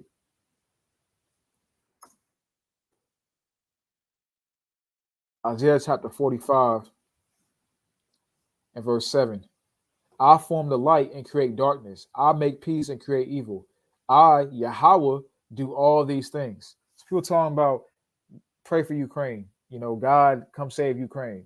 God save Ukraine from the harsh, vicious Russians. Man, God, the one that put the spirit on him to do this, man. God, the one that put the energy in him to establish these alliances, so they feel like got enough power and they can operate separately from these countries, need be. They can operate separately from NATO and the EU and America, need be, by establishing certain alliances with China, economically and militaristically, Iran, economically and militaristically, Brazil, you know, and India, which are all major players in GDP, which make up the BRIC organization, you know, of economic prowess. All relying on each other. So they don't need the American dollar. They don't need the damn yuan. I mean the yen in Japan. They don't need the fucking pound in UK in London or in fucking United Kingdom. They don't need that shit, man.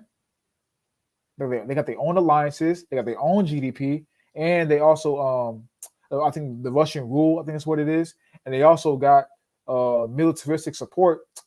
Number one by themselves because they're the number one leader in nuclear weaponry capability in the world. And also, too, they got China, Iran, Northern Africa, a lot of different nations that they've established a relationship with. You know what I'm saying? So, or alliances with. So, people talking about God, pray for Ukraine, man. Oh, man, that shit is funny. And Shalom, my brother Spirit of David coming through, brother D-Ben coming through. Shalom, bro. Yahweh Bashim Shabbat to you as always, my brother. I seen your comment earlier. I read your comment earlier. It's not in here no more. But we mentioned about we finna go in and shit. You know that's how we gotta do it over here, man. You know what I'm saying? You know we gotta go in, we gotta go ham over here, man. That's what we do over here, man. You know, Genius 144 says spiritual jackass. Hey, I love that term, bro. I love that term that you coined, bro. You know, I love that term, man. That's what most people out here. That's what most people, you know, out here are, bro. Spiritual jackasses, man. Just unaware of everything. Don't know what the fuck is going on. You know, walking aimlessly through life. Man, the Most High created spirits for vengeance, man. As it says in the book of Sirach, man. You know, and if people don't know that, then you have no chance in these last days. You know, you have no chance when all hell breaks loose, and you don't know, you don't understand that the God of the Bible is what caused this. not you're looking for some God-like substance to fix it. And the God that's going to come, quote unquote, fix it or be the solution to the problem that you think that Satan caused is going to be damn Satan in itself, man. It's going to be the horn God, man, which is the adversary per se, which I broke that down, um, earlier, but I don't want to touch on that too deeply again. But that's going to be that's going to be your solution for all the people out here that don't have proper understanding. So that's why it's so key to understand who the Most High is, and how he works in conjunction with the left and the right hand path, man. Because if not, when the solution is provided to you, when the horn God is provided to you, what the Christians call the Antichrist, when that solution is provided to you, and you think that it's and also it's masked in this society as God is coming, as God as a God and whatnot, you're gonna go in that direction because you think that's the solution to your problems, man. Not realizing the Most High caused all of this. But I think it's all I want to touch on. Oh, this article is going to as well. But I touched on this the topic of Russia being such a huge supplier of crude oil and natural gas, man. We're gonna stay in touch with this storyline and whatnot. Basically, I wanted to break down this video from a biblical aspect. Did World War III just start? Like I said, the answer is no. But the spirit of war is being drummed up in the earth right now, and we are at those wars and rumors of wars that Yahushua did prophesy about in Matthew 24th chapter, and we're starting to see certain shit happen. Now, I will say this though: if NATO, because like as we read in the articles and basically what's going on out there right now, NATO has brought troops over to that eastern region. Now they're saying it's just on the defensive end to protect Russia from gaining access and power over you and taking power over Ukraine's capital of Kiev, establishing their own government there. We'll see what happens.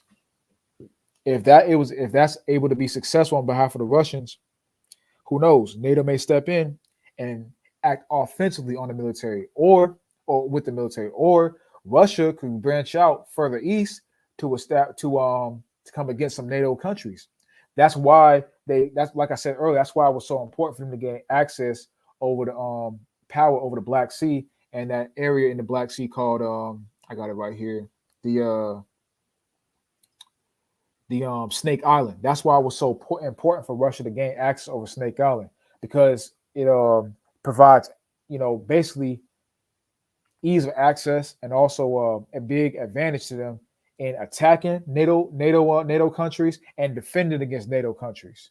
So because they can come through from that eastern region right there at the Black Sea. I mean, well, west of the Black Sea, but east in regards to the Western European countries. So we're gonna see what happens, man. So shalom to the bro Randy, man. Shalom, Randy. Appreciate you coming through, bro.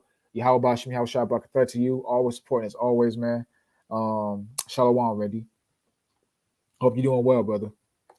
But he said wait, most people are spiritual dumbass, not jackass. Okay, so it's a spiritual dumbass most people are. I mean, spiritual jackass too, but I mean, hey, that's most people out here, man. They don't understand that this time period we headed into right now. This is prophesied in the scriptures to happen. This is gonna happen. There's no stopping it. There's no stopping or ceasing the spirit that Russia got right now. This is gonna continue. We'll see what lengths will go to right now. We'll see. We'll see if it continues in this way and Russia moves more toward east. I'll say this: with Russia establishing, attack on the east end, this is showing that Russia's moving more towards east, and we know what's at the furthest east of that is this damn United States, man. You know what I'm saying? So we gonna see how this really goes down in the next few months and days, and if it happens, years too. So in terms of this whole thing stringing out. But like I said earlier on in this lesson, you got a lot of things that's gonna happen that I covered in the first hour of this live stream. You got a lot of things that has to happen prophetic wise in terms of the beginning of sorrows, the establishing of the MOTB system, the famine of the word, and the mystery of iniquity being revealed and worshipped throughout the world. I covered that ad nauseum in the first hour. So if you want to watch that playback, you can. Um, but all that has to happen prior to the apex or the peak of World War III. You know, in terms of all these nations gathering together and fighting against each other, and nuclear missiles and whatnot being sent across big body waters, ocean, and all that to wipe out countries. Before that happens, the the spiritual and the physical beast systems have got to be implemented in the earth, you know, and all that. So with that, I want to give all praises. Actually, before we do that, shout out to the brother Never Fold. He said, call Lord Yahweh Bashim Al Shah, Wabakakadash. Hey, Yahweh Bashim Al Shah, Bashim Kakadash, Bakatha. To you, brother. I appreciate you coming through, man.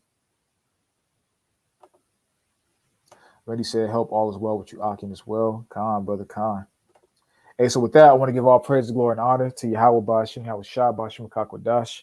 And Lord, word, this lesson was edifying, this live stream was edifying, and give you you brothers and you sisters that watch these videos a proper understanding of the times we're in right now, what's currently going on, and how things could escalate, and what has to happen prophetically, in order for things to escalate. And just get your mind right in terms of, what you need to do, what you need to focus on, and whatnot. Like I said, not promoting the spirit of fear, because like Yahweh Shah said, I'm going to get that point again in Matthew 24th chapter, because this is extremely important, man.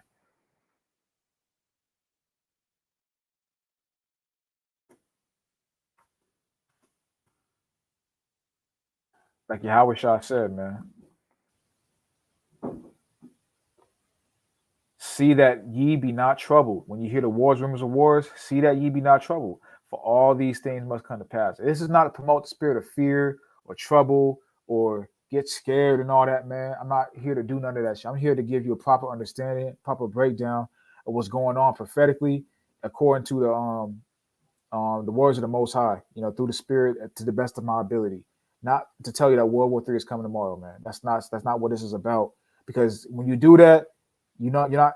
I mean, now ultimately, it's up to the people to do. It's up to people to seek the Most High anyway. But I'll say this: when you do things like that, you got to be careful with that shit, man. Because when you do things like that, people look at it as like the Apostle Paul said. He speak different for the weak. Just roughly paraphrasing that, but see, when you approach the weak in the spirit, you approach things differently, man. You gotta kind of understand who you're talking to and be able to read the room per se, and be able to speak with people on their level so they can get a proper understanding of what's going on. You sit there now. If you were to say this to people, the brothers in the truth, hey, World War III is coming soon, we gonna understand that, man. We gonna get it, bro. We gonna understand. Hey, man, call Allah Yahweh Bashim Shah. We trying to get out of here. We've been keeping the law, statutes, commandments to the best of our ability. We got faith in Yahweh Shah. Hey, call Allah Yahweh Bashim Shah. We trying to get the hell up out of here, man. That's how our mindset is. But brothers and sisters who have not come into the truth yet and who are still in the world, they may look at that as, damn, World War III is coming, destruction is coming. I ain't been doing shit for the Most High. I'm going to get destroyed. What's the point? That's what they're going to say.